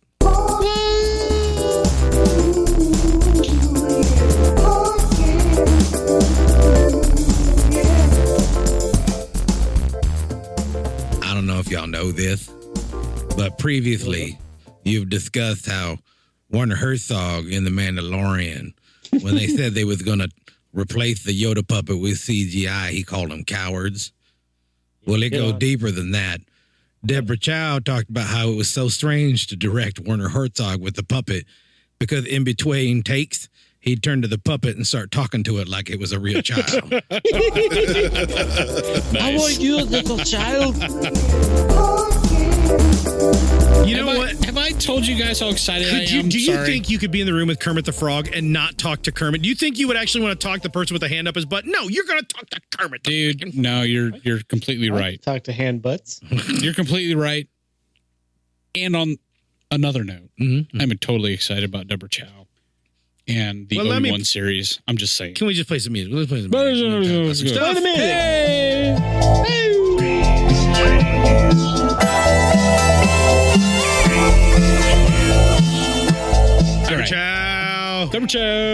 Deborah Chow. She's an X-Wing pilot. We are so sexist and we apparently are racist, but we are so excited about Deborah Chow. You can be all those things. Yes, that's she true. directed one or two of them last couple episodes. I'm just saying. Episode 3. No, she did. I think seven and 8. 3 and 7. She did 3 as well. Yeah. Episode Not episode 3 of the movie. Episode 3 of the movie. No, then we'd be way less excited about Deborah Chow. All right. So preface all this. We're going to be talking some more Star Wars tonight, right? We're gonna kind of flesh out. It's coming hot and heavy. The show's called Fly Casual. Get used to it. Get your segues. We're gonna finish up some thoughts with the Mandalorian series. We're gonna talk a little bit about Rise of Skywalker, some of the reactions there, and then maybe ask a couple questions like, what's next? Mando. So let's hit Mando, man. I think Clone Wars. We've reviewed everything except the last 3. Does that sound right? Sounds so 6, 7, and 8. Probably. The best Probably ones. maybe. Don't ask me to remember Not stuff really. right now, Mike. All right. So chapter 6 was The Prisoner. Yeah, that was a good one. Heist. Yeah, it was. Got ice. Not a stormtrooper. I can't. Did we talk this one? I can't remember. I felt like seems we like did. maybe we I think did. we did. I don't know. We talked enough We over did. the holidays. We did. Outside of the podcast Okay. as well. We did. Okay. I'm not I wasn't a stormtrooper. This is the Bill Burr episode and Tonks. Yes, I remember talking Bill Tonks. Burr so hard. God, I love that man. He was That beautiful decent in ginger this role. man. What's that? He was decent in whatever role he was playing in that. Yeah, he was. Yeah, he did good, man. Imperial sharpshooters. Yeah. It was a good episode. If we've covered it, I don't want to hit that again. And we so, had a Deveronian. It was, Yeah, it was we that- did. Clancy Brown, baby. Yep. Yeah, Clancy Brown, the Kurgan. The Kurgan Deveronian. I think we totally totes talked this episode. So, so anyway, so we'll hit Ep 7 and Ep 8, which were kind of a 2-part season finale and redemption. Yeah. Ooh. So finally, we get to meet Chicken Guy, right? Yeah, Chicken Guy, good Chicken Man. Chicken Man. Gus Fring. Yes. Hey, Gus. Giancarlo Esposito. Yeah. Oh, nailed it. Yep. Well, I nailed it. Chris Hardwick leans harder into the. He's like Giancarlo. Every time Chris Hardwick says it, it makes my butt pucker. It's like the news reporter on on Family Guy that has like the 9 names that she says and like. Wait, no, I'm thinking not. I'm sorry, I got the wrong show. Not Family Guy. It was on Married with Children. Oh, nice. Same show. Yeah, Similar. there are similarities. Arguably the same show. Yes, You're right. When you're right, you're right. All I remember is that her last name was Cardinal. All right, so the Reckoning. We have the Mando heading back to. Geez, I keep forgetting the name of the planet. The planet where it all started. Navarro. Yeah, I was going to say. Navarro. I was going to say it's some gaming press last name, and it is Alex Navarro is who I always think of. So they head back. Yeah, Grief Karga calls him up. He's like, "Hey, buddy, you know, I know you shot me, and like tried to kill me and stuff, but hey, we cool." You may be surprised to hear this. Oh, very man. preachy tone. I love that character so much. So they come up with a plan to be able to off Werner Herzog, right? Yeah, and take care of the problem with, basically them wanting the child. Yep, he's going to let him back into the guild, give him amnesty. Yep. So they get there, and turns out Werner Herzog isn't really pulling the strings so much, right? Well, actually, they get there, and it was all a trap. But because Baby Yoda done up and finally gets his force heal out, which we suspect is why the episode was moved up to air the day before The Rise of Skywalker. True. Yeah. Because Baby Yoda is the first one that we're seeing in like a major on-screen live action thing to actually use the force to heal somebody. You're right. So they're camping. Straight up Wolverine style. Right. So they're camping and there's an attack. First time we've ever seen Red or anything like that. No, we've had accelerated. We've had accelerated healing, but it usually involves like meditation, not like just like zip, zip, zip. Yeah. It usually involves like back to spray or and Kilgall and Tech Lee flapping their little mandibles all over. That was straight up weaving your flesh back together through the force. Yeah, it was straight up. Were they Wolverine. weaving baskets? They were weaving lightsabers, flesh force baskets. And I'm just gonna say this. Some people had a problem with that. Saying, "Oh man, these were force abilities we've never seen before." And I'm like, "Yeah, it's supposed to stagger you, right?" Well, and that's what I was gonna say. Yeah, these are force abilities we've never seen before. Yeah, hooray, guys! It's gonna be okay. Someone's trying. It's like at some point we've got to expand the lore, right? Yes, I mean, so somebody's got to take the step. So far, all of our expansion has been just kind of retreading old stuff that wasn't even that impressive. Right. It's like, been there, done that, plus 100 times more. I mean, think about it. What was the fun stuff when we'd read the old legends? When we'd see Luke or someone else do something we've never seen them do before. Yeah. Oh, my gosh. Like flow walking, just messing things up. Yeah, flow walking. Yeah. Heck, absorbing and dissipating energy was a really big deal. Yeah. Really awesome. Or completely and accidentally and casually casting such an amazing illusion that no one realized that it was an illusion. Yeah. Kyle Katarn, Yeah. No, Corran Horn. Corran Horn, yes. Yeah, just suddenly going like, oh, oops, I thought I was doing it too. It was all fake. Those were amazing moments, And so finally we're starting to see somebody, ballsy enough to do something different on screen. So. Because I mean, the whole point, those books back in the Legends, it was like the writers were chomping at the bit to say, let's see what happens when these people who are all using the Force together stumble into something new and how they are, especially the Corran Horn scene in iJedi, especially that one. The boulder lift. Mm-hmm. Even Luke doesn't realize at first that it's so powerful that even Grandmaster Luke doesn't realize it's not real, and they have to think about it after it happens because Corran Horn can't move crap with his mind. Right. He's not telekinetic, but he could project an image. Yeah. And it was amazing because the authors were sensitive to it and writing it. The movies can't really give you that mental connection to it. They just kind of have to depict it and move on. Right. So if we're going to have this, it is kind of cool. And I'm going to say fortuitous. It may be there. Maybe there was some intention to it to have Baby Yoda and then Rey do this within 24 hours of right. Yeah, that was amazing. Yeah. Good planning. Well, if it was planned, good planning. I love Grief Karga's reaction. Like he's like, oh, I'm gonna die. He's gonna eat like, me. He's gonna eat me. He's trying to eat me. That was good stuff. Yeah. So there's an attack. He's injured. The baby's coming up to him. He's gonna eat me. Yeah. Oh my god. About that, don't you know? He's such a wimp right then. It hurts so much. The baby's gonna eat me. Don't touch it. Don't touch it. So good. No, it's great though because I don't know.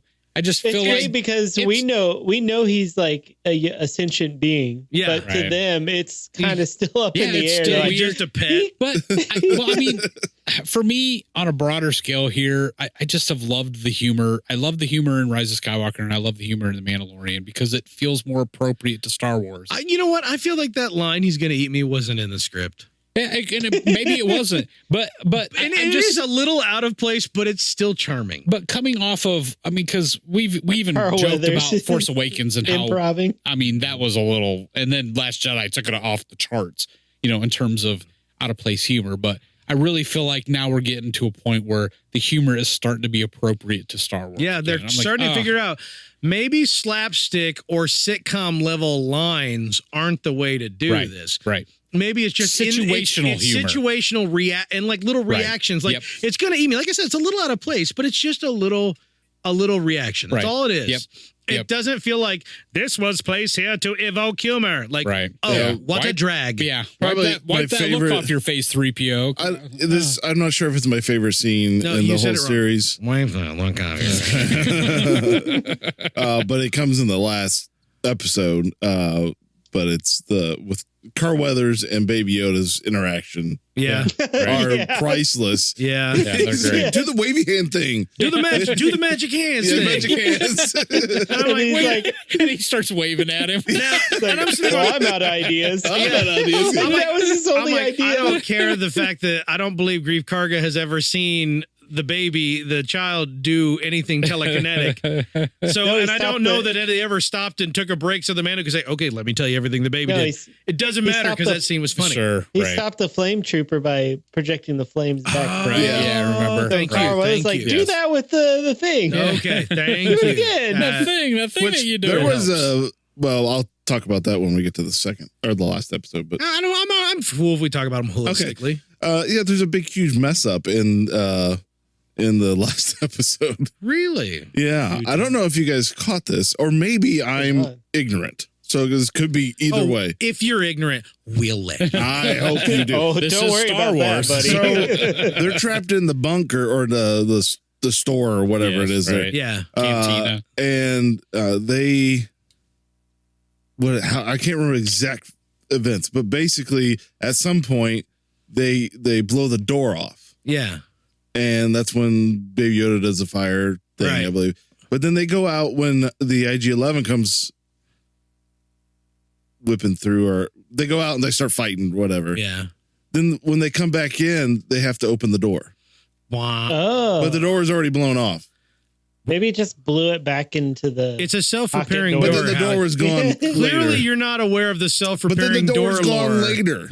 Yeah, it was in the Doors of Dathomir. I'm surprised you never read that. It's a midichlorian door. It was a backup door. Yeah. It was the blast Doors door. with the- They blew off the regular door, which triggered the blast door. Open the blast door. Open the blast door. Done. That's right. There it is. Nailed it. Got to retcon that stuff. Yeah. Someone will.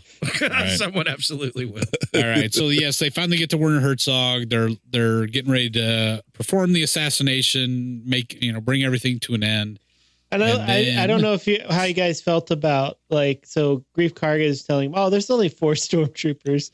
You'll be all right. That's great. And like, And then Kara's- the bus doors open up and the 501st pours out. like Kara, there's like this running gag where Kara just like looks at him, Keeps looking like at four, him, yeah. four Four. storms. Four You said there was storms. 4. There's more keep piling Well, I in. love it because when they 4? first get there, there's 4, and he goes, "See, Yeah, Yeah, four. it's like, see, and then I they told sit you. down and 4 more walk in, Yeah. and then she starts giving him the stink eye. Yep. Yeah. And I actually loved this because when watching the episode, I remembered back to Celebration at the panel for Mandalorian, and Dave Filoni and Jon Favreau were thanking the 501st because they realized when they were shooting a scene in a show that we've not seen yet, Right. at one point they needed a lot of stormtroopers and they didn't have them. And shows do have budgets and time restraints.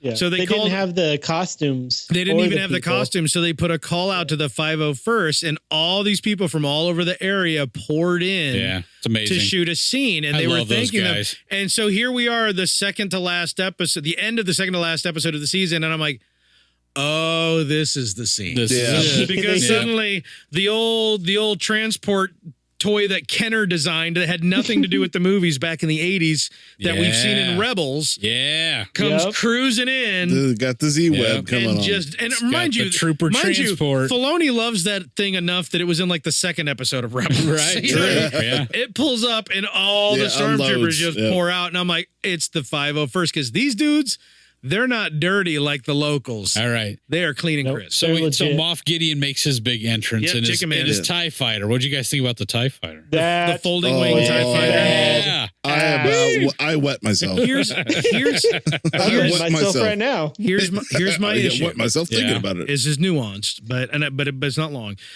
Corey, you're wrong. Probably. I wanted to see something like this from the TIE fighters in Rebels.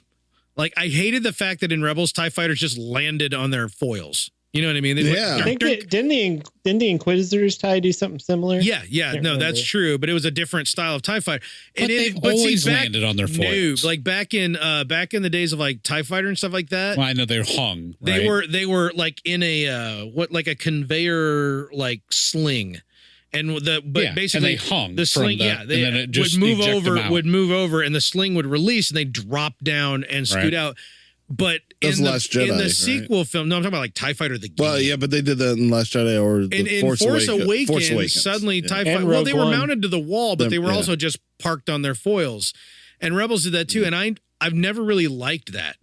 So I would have liked more consistency, but they addressed it in a way that I find way more appropriate. I don't want that to be exclusive to this TIE Fighter, how the wings fold so it can land. Really? See, Is it I custom? kind of I I think want it's that to be exclusive to that more TIE of, fighter. No, I'm Yeah, I like, think it was a let's make custom this as job. many TIE fighters as possible.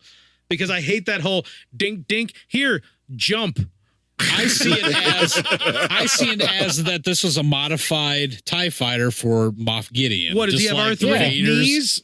Vader has his modified TIE. No, I want this. To me, this They is don't so have much enough more money practical. they don't have enough money to Yeah. get to modify Do you have ties any anymore. idea how much we're spending in hinges? My God.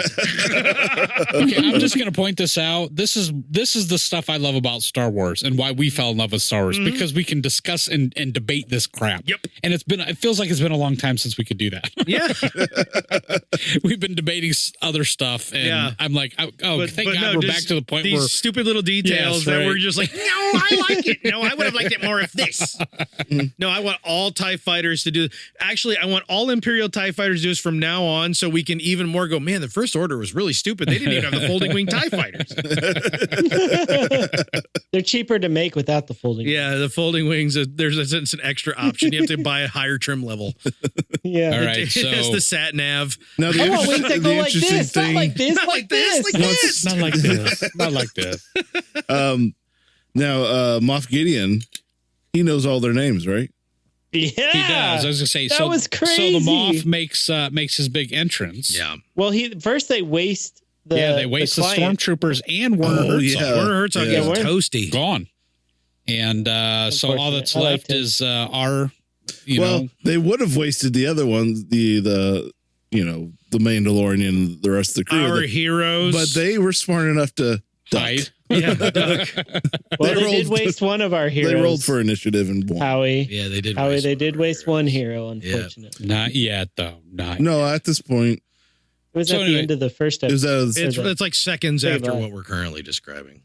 Okay, so the Moff makes his entrance, yes, and he calls the Mandalorian out by name. Yep, and I don't remember what it is.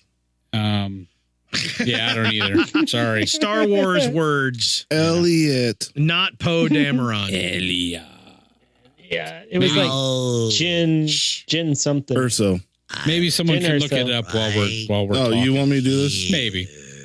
So anyway, he calls him out and basically saying, you need to give us the prize or we're gonna kill some dudes. He knows they don't have the prize. Right. He's already saying that the prize have it yet, which is why it's about to be in his possession. Right, which is why they credit it with them being still alive. His name was Din Djarin, right.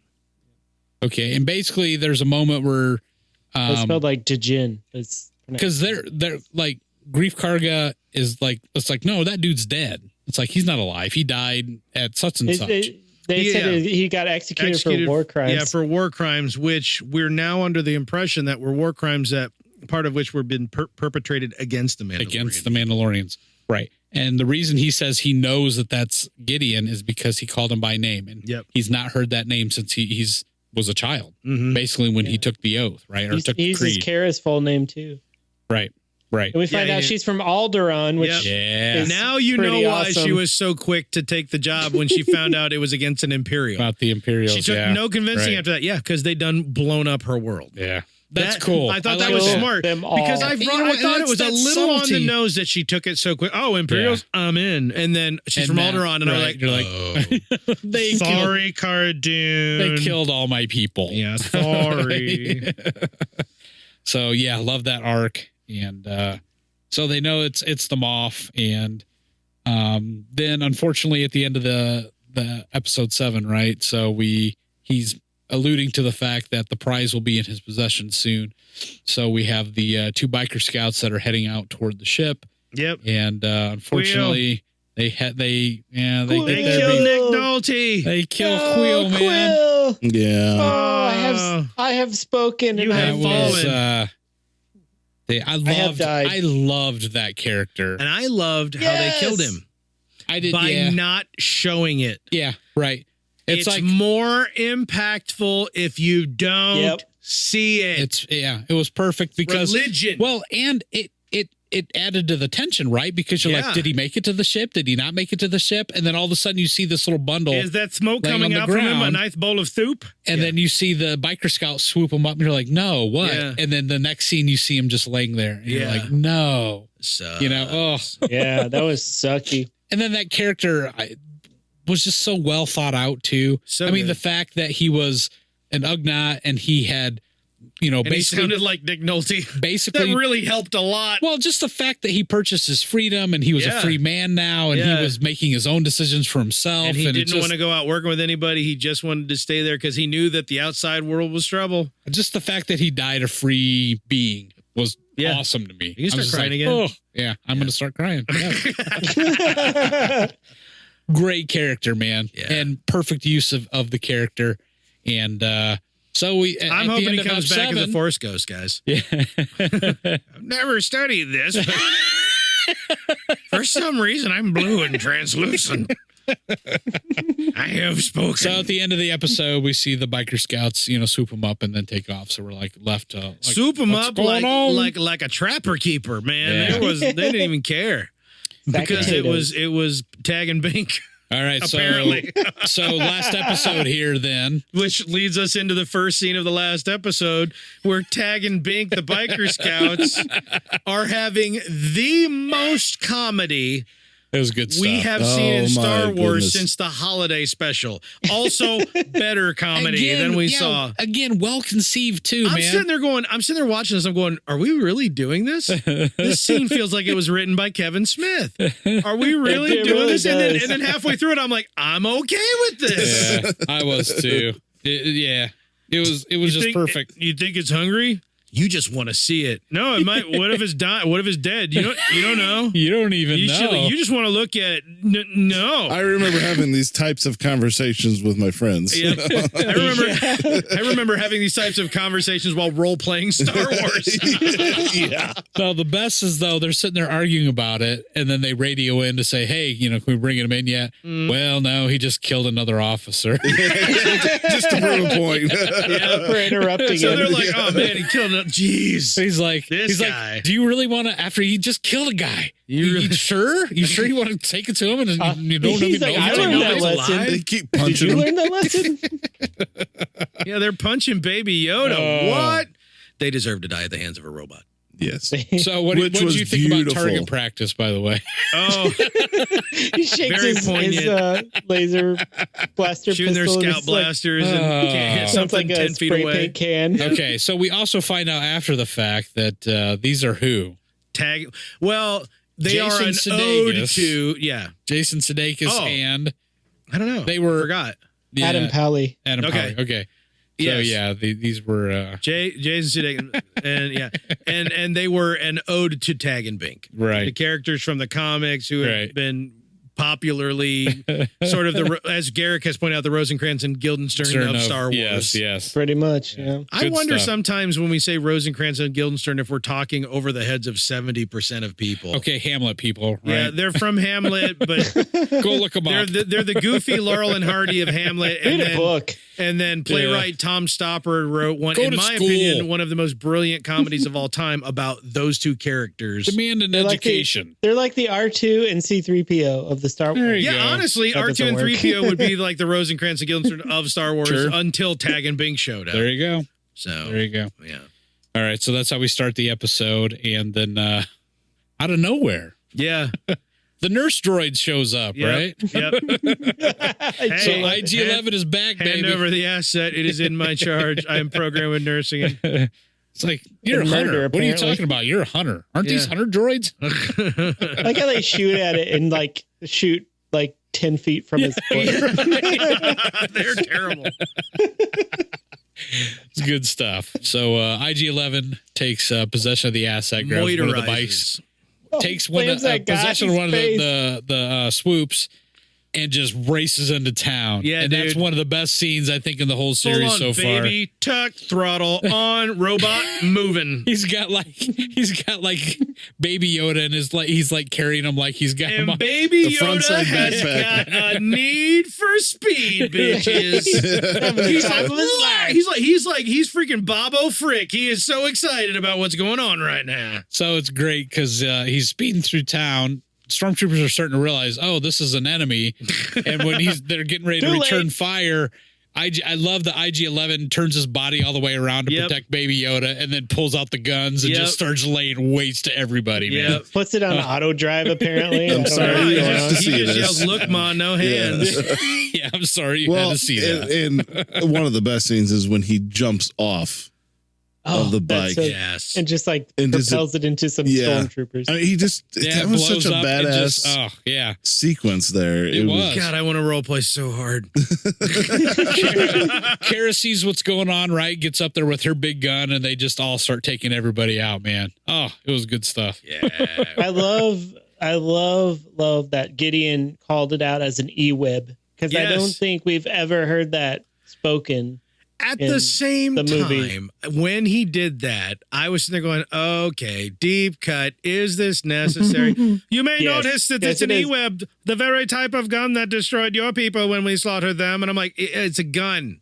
It's E-Web. it's a big It's gun. an We E-Web, use it. man. He's trying to make a point. No, but I get it. But I feel like I'm like an E-Web is also what they dropped in front of the Falcon on Hoth to shoot at it while it was trying to, when they were trying to gas it and take off. Like it's been like standard imperial fare, so it actually felt for me Yeah, a little they never out of called it character out. for one to call it out and going, look at what we have. The standard heavy weaponry, Heavy light gun, infantry, yeah. or like heavy infantry, whatever Well, placement. maybe now they're scarce.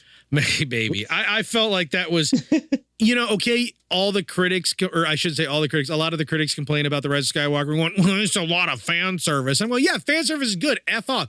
This is one place where I felt like fan service went 10% too far. I was like, dial it back. I loved it. That's the character. If though. he'd have said, "Bring up the E-Web," I'd have been fine. But the fact he's like, look, everyone, it's an E-Web. He didn't sound that way. He's trying to scare them. Have you seen my E-Web? Have you noticed the glorious E-Web? Nigel, get the E-Web. For the visual, I'm like tweaking my Don't forget the nips battery. right now. Yeah. Yes, the battery, and you must hook up the dry event. For some reason, he suddenly turned into some old Saturday Night Live character. Oh my goodness. The E-Web. Huzzah. All right. So IG-11 shows up. There's a battle that ensues, and Mando takes some damage. Because the E-Web gets shot. The battery does. Oh, the battery, yeah. My bad. Yeah. Were you hit with the E-Web? I like how he just shot him in the back of the head. He could have shot him anywhere, but he just, on purpose, shoots the Mandalorian in the back of the head where there's armor. I don't know why. I mean, he's got armor in most places. Bing! So Mando's injured. They are basically, Kara's like, hey, I have to take this helmet off if we're going to save you. Yep. He's like, nope, just let me die. Can't do it. This is the way. This is the creed. So why don't you this F is the your way right off? Yeah, that was another thing. They made a point to point out that Mandalorian is a creed, not a people. Yes, they did. I've been saying forever. Yeah. Exactly. And throughout the series, we've been suspecting it quite a bit.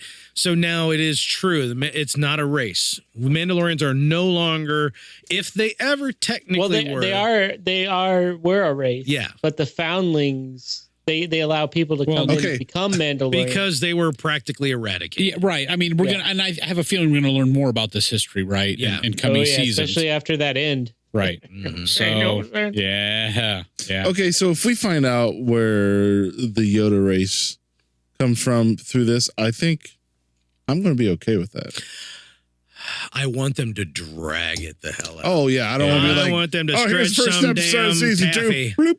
Yeah. Oh, yeah. It's going to be the opening of season 2. He's just going to be standing there eating vegetables, shoving them up his helmet. Yeah, playing a Yoda Wakatui. With a bunch of Yoders. Honestly, I have a feeling. I mean, it's going to be downtown New York. Yep. It's going to be a species that, it's going to be, in my Earth, opinion, it's not going to have a home planet. It's going to be kind of like the Mandos. And I have a feeling there's just going to be very, very, very few of them. I don't know. To be honest, I haven't really thought about it that much, but I don't want it to just be he lands eventually sometime at the end of the series. He lands on a planet and they all just walk out offering gifts, like they're the freaking aliens from Close Encounters pouring out of it. I don't want it to be that. Like, thanks, dude. But at the same time, I don't want them to be like, oh, we're sorry, the rest of them are dead. Like, I don't want them to go full on everything is happy here, but I also don't want them to go everything sucks. I want it to be some kind of either they're nomadic or they. Are you ready for this? Bipolar. Are you ready for this? I will say it. Vonda McIntyre, if you're listening, I would be okay if they exist in another realm of existence. Oh, no. I know. I hate Waru. I hate the extra dimensional being crap. But at this point, when Rey can slip a lightsaber through the Force to Kylo Ren, I'm kind of like, you know what? The gloves are off. They could be somewhere completely out of the galaxy. I'm kind of with you too, man. I'm ready for something different in Star Wars, man. I want it to be explained in a non-traditional way why no one knows what the hell Yoda and Yaddle are. Sure. Yeah. Right. I want it to be a-traditional. I want it to be impactful, meaning I don't want to just hear, oh, it's hard to navigate to because there's some black holes in the way. I don't want to hear that crap. Right. I want to hear they literally came from another galaxy. It was 2 of them and a baby. What if they live on a planet that's living and can fly I will kill you now. I will kill you now. I'm holding an IO shield from a motherboard that I will stab through your heart. No, hear me out. So the planet is alive. I'm going to kill you so bad. What? Listen here, Great Bear, Rob Bear, whatever the hell your name is. Are we going to say that the planet poops the babies out? It's an Omasicot. Shut up. It is. Oh, wait. I want to explore the pooping planet concept. The spaceships are alive. So the planet poops the Yodas out. Is that where they got the idea for Star Killer? Through their butt? Well, do planets have butt, Mike? Hey. Where's the planet's butt? Or is it badge?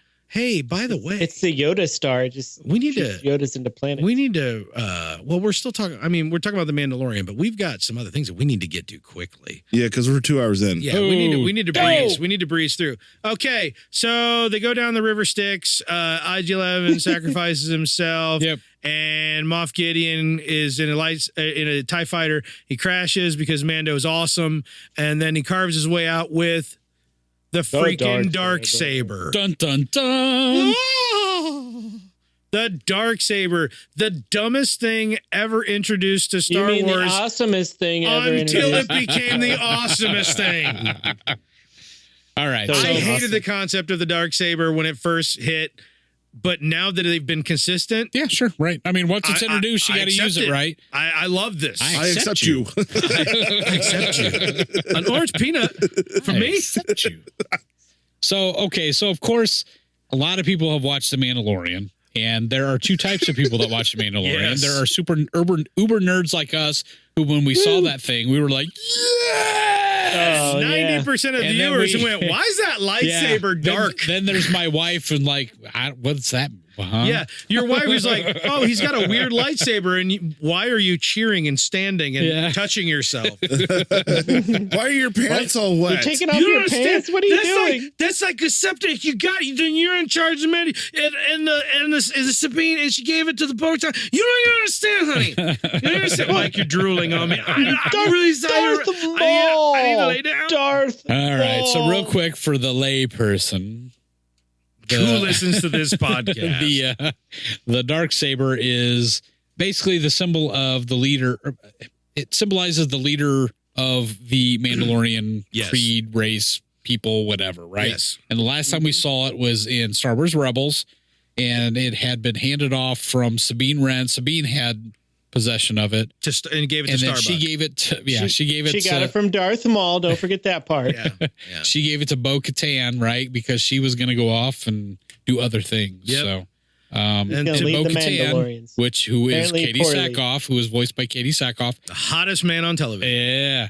And so Bo-Katan became the leader the last time we saw it, she was the leader of the Mandalorian. So you can infer now at this point that most likely Bo-Katan probably dead at the hands of Moff Gideon. I'm crossing my fingers hoping maybe she's not dead though. Yeah. It'd be cool if she wasn't. I mean, supposedly this passes from one to the next, right? When they're challenged and they're defeated in battle. Yeah. With the presumption that they're dead, right? But Moff Gideon has this. He doesn't gives a damn about their tradition. Right. So he may have left her alive. So my hope is that Katie Sackhoff. That's the thing. If they're gonna if it'll never happen, but if Bo-Katan is alive, I want Katie Sackhoff in Star Wars so bad. I got my picture with her at Celebration. I'm going to tell you guys this right now. I just wet myself. Katie Sackhoff is going to insist that she's in Star Wars too. I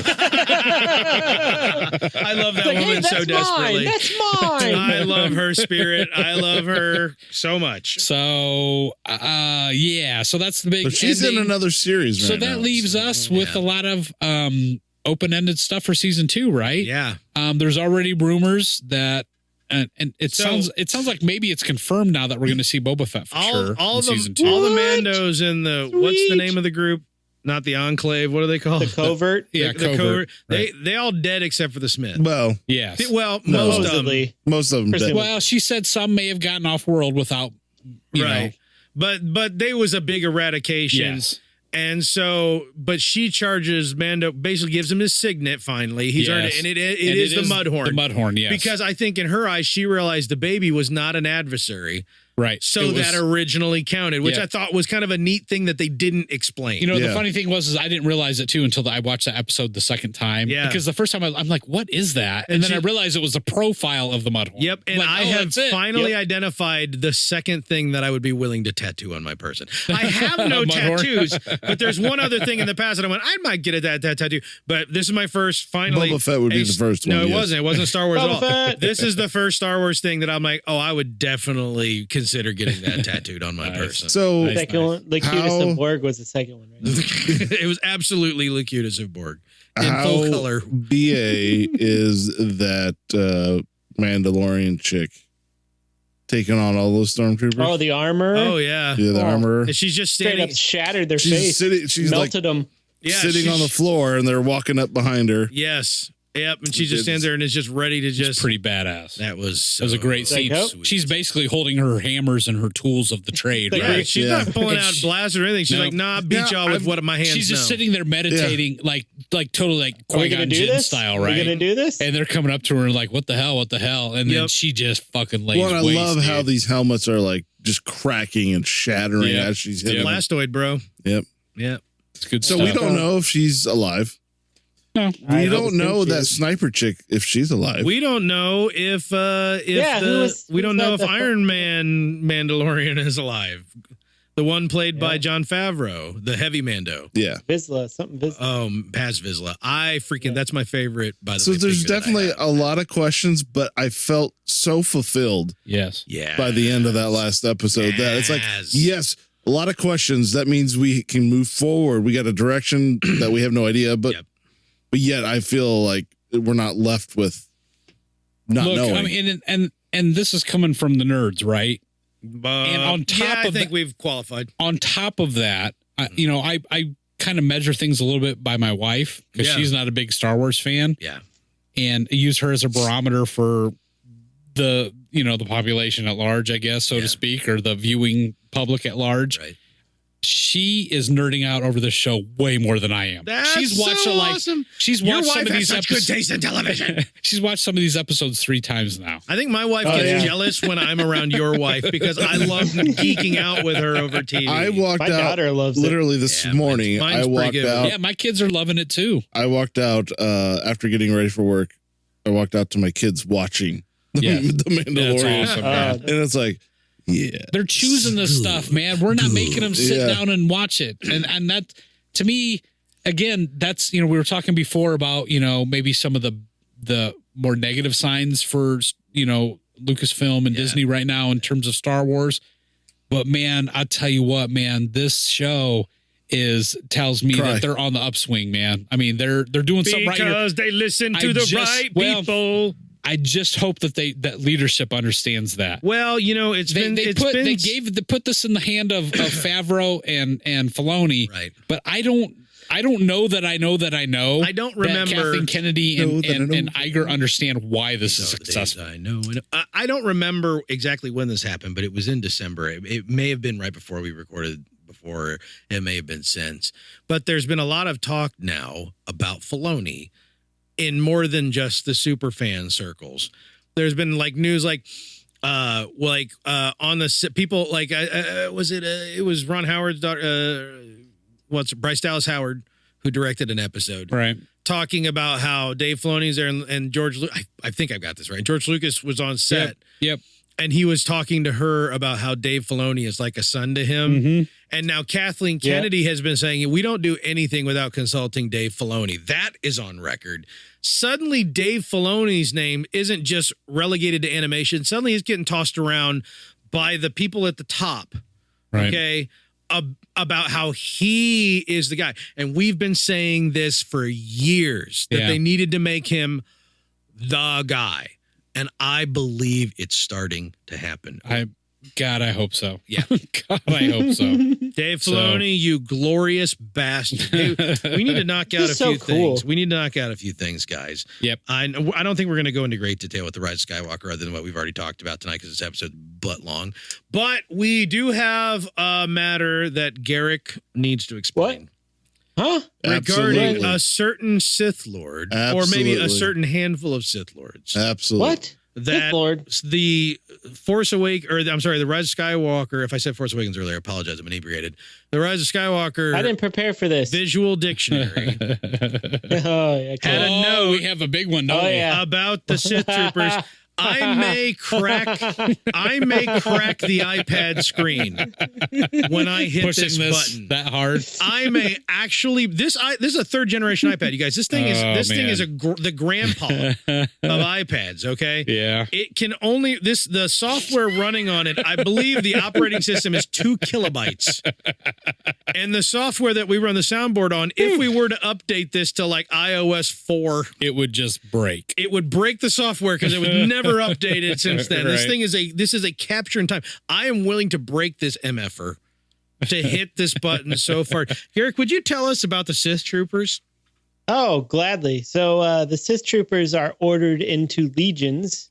Each one is taking the name of past Sith Lords. That's interesting. Now, some of these legions are named after. Let me just say a few here. So you got Phobos. Oh, hey, okay. Tenebris. Tenebris, yeah. Adendu. Okay. And of course, the third legion is the Revan Legion. Wait, what? What? Shut up! Revan is canon, bitch!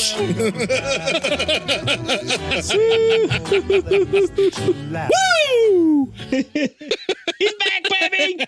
He's back! I've never seen Corey hit the table that hard. He's back! He looked like Mike at that moment. He's back in the canon! He's going to cry. Corey's going to cry. No, I just don't talk when I'm ejaculating. You gotta just look him in the eye. Wow, there is a pretty big mess there on the floor, isn't it? Revan. Darth Mother Scratching Revan is back in canon. You gotta hit the button one more time. You're right. You're right. When you're right, you're right, and you're right. This one's for Tenebris, but it's also for Revan. You might as well say they're all back, man. They are. All of them. But Revan. I mean, come on. XR Kun, they're all back, bitch. Is Tenebris the Sith Emperor from the Old Republic game? Is that's who Tenebris is, right? It's based on Tenenbaum. I believe he is the actual, like, really scary Sith Emperor. Like the really messed up, scary Sith Emperor. Aren't they all? I think you're right. Yes, but this one's, in my mind, this one's actually scary. Like Palpatine may have been brilliant, but this guy was freaking scary. He can shatter your mind into like little things. He literally murdered a planet with his brain as a young man. Yeah, he's scary. Honestly, Rise of Skywalker and this revelation and all that stuff, but even expanding into Rise of Skywalker and Exegol and all that. Yeah. I mean, all of our notions, all of our ideas, all of our visions of what the Sith lore is Sith at history. This time point. Yeah. I mean, we had the statues on Exegol. I mean, all of it was so. I mean, the statues that harken back to Korriban / Morriban, depending on whether George Lucas wiped his ass that morning. Right. But all of it feels like it's back, man, and it does. It such feels a satisfying way. It feels like they've, even in these tiny, like the visual freaking dictionary. Yep. It feels like they turned a corner and went. They really did, and man. said, we are not going to undo what we've done. Look, but we are going to do better, and we're sorry. I completely understand the criticism of this trilogy as a whole. Sure. I understand the criticism of each of the individual films. Sure. I really do. Absolutely. But I don't care what anybody says. The Rise of Skywalker did turn a corner, whether people want to admit it or not. And this goes. If you ain't right with the super fans, you gonna be not right with everybody else. We've said this before, and I'm going to continue to sing it from the mountains. Fan service isn't necessarily a bad thing. I get it. If it's done right, it's done well. Reintroducing Revan and the Sith lore, without Sith a single culture. note in the movie. Without a single note in the movie. Exactly. It's just thrown in as a byline in a book. And it matters so much. It matters to all of us, and it doesn't hurt the regular moviegoer at all. Not in any way. What's the problem? What's the problem with fan service? I don't get it. I never understood it to begin with. It doesn't make any sense to me. Yes. So yeah, that criticism it falls on deaf ears with me, man. I may have broken my finger just now slamming that button. Worth it. The screen is completely intact. These were workhorses, you guys. This is back when they still used 8-inch thick glass, okay? It's a CRT iPad, to give you some idea. My finger may be broken, but it was worth every cracked piece of it. So here's the download. Darth Tenebris was Darth Plagueis's master. Right. Tenebrae was the old Sith emperor. Thank you. Also known as Vitate or Vidier. Vitae, Yeah. or Valkorion. Vita. Yeah. He had a bunch of weird names. That dude was creepy. I'm gonna have to get this visual dictionary.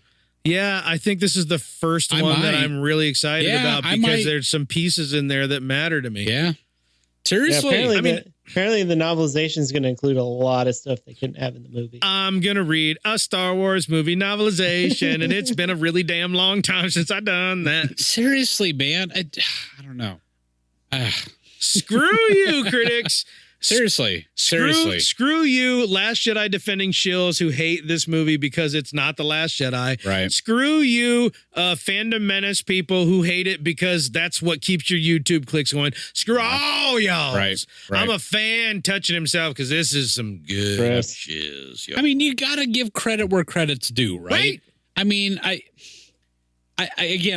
get the criticism of people at the top and for, the missteps with this trilogy. Cause I mean, at the end of the day, it wasn't very well conceived and there's a lot of holes you can poke in it. Screwed up hard. Right. But my gosh, man, I mean, but when you do something good, man, we gotta be fair and we gotta call a spade and just say, this was good, man. This was fun. Or I'd like to call a heart a heart. I can say, or a diamond a diamond. This could have been clubs. This could have been better. This could have been better. Clubs. This could have been better with a 5-year, 9-year plan. Yeah, man. But given a 2-year, this is, I feel, about as good as we could get. Yeah, and I am happy with that. I am too, man. I'm optimistic about the future, and that's more than I can say for the last 2-3 years. Do you guys remember Mike in the summer, like before this movie came out? You remember that Mike was going, I don't know, you guys, I'm not going to see it opening day. You guys have to see it before I go see it. That's not what I said. Brian Johnson's going to make a movie, then you're going to have to pull my toenails out and beat me with them. That's still true. Oh no, man. Knives Out's getting a sequel. But with that, I should encourage you listeners to run out and follow us on Twitter at FlyCasual1138, or hey, jump in our little profile on Twitter and you can find a link to the Discord, which is all the magic is happening. Yeah. Yes, that's right. Magic. You and several other of our closest followers will be whisked away to the magical land of bullcrap and memes.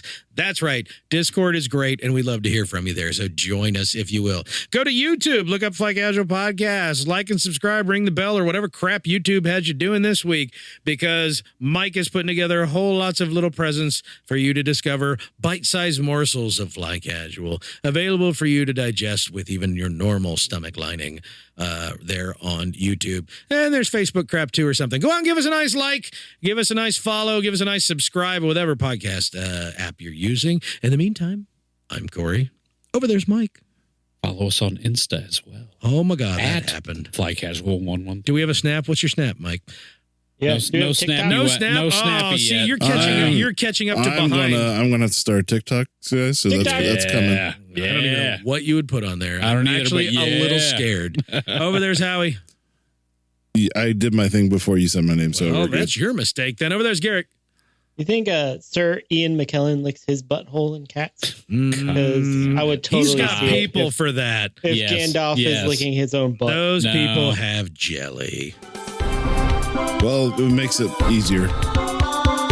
Especially with a cat's tongue, it's got that rough texture. Yeah. You irritate your bung. You gotta get the prep H out. So is his name Ricky Gervais? No, it's Ricky Tikki Tabby. Did you even see Cats? No, it's Ricky Tikki Tambo, no sa Rembo, Chari Bari Ruchi, that's racist, Berry bro. Pembo.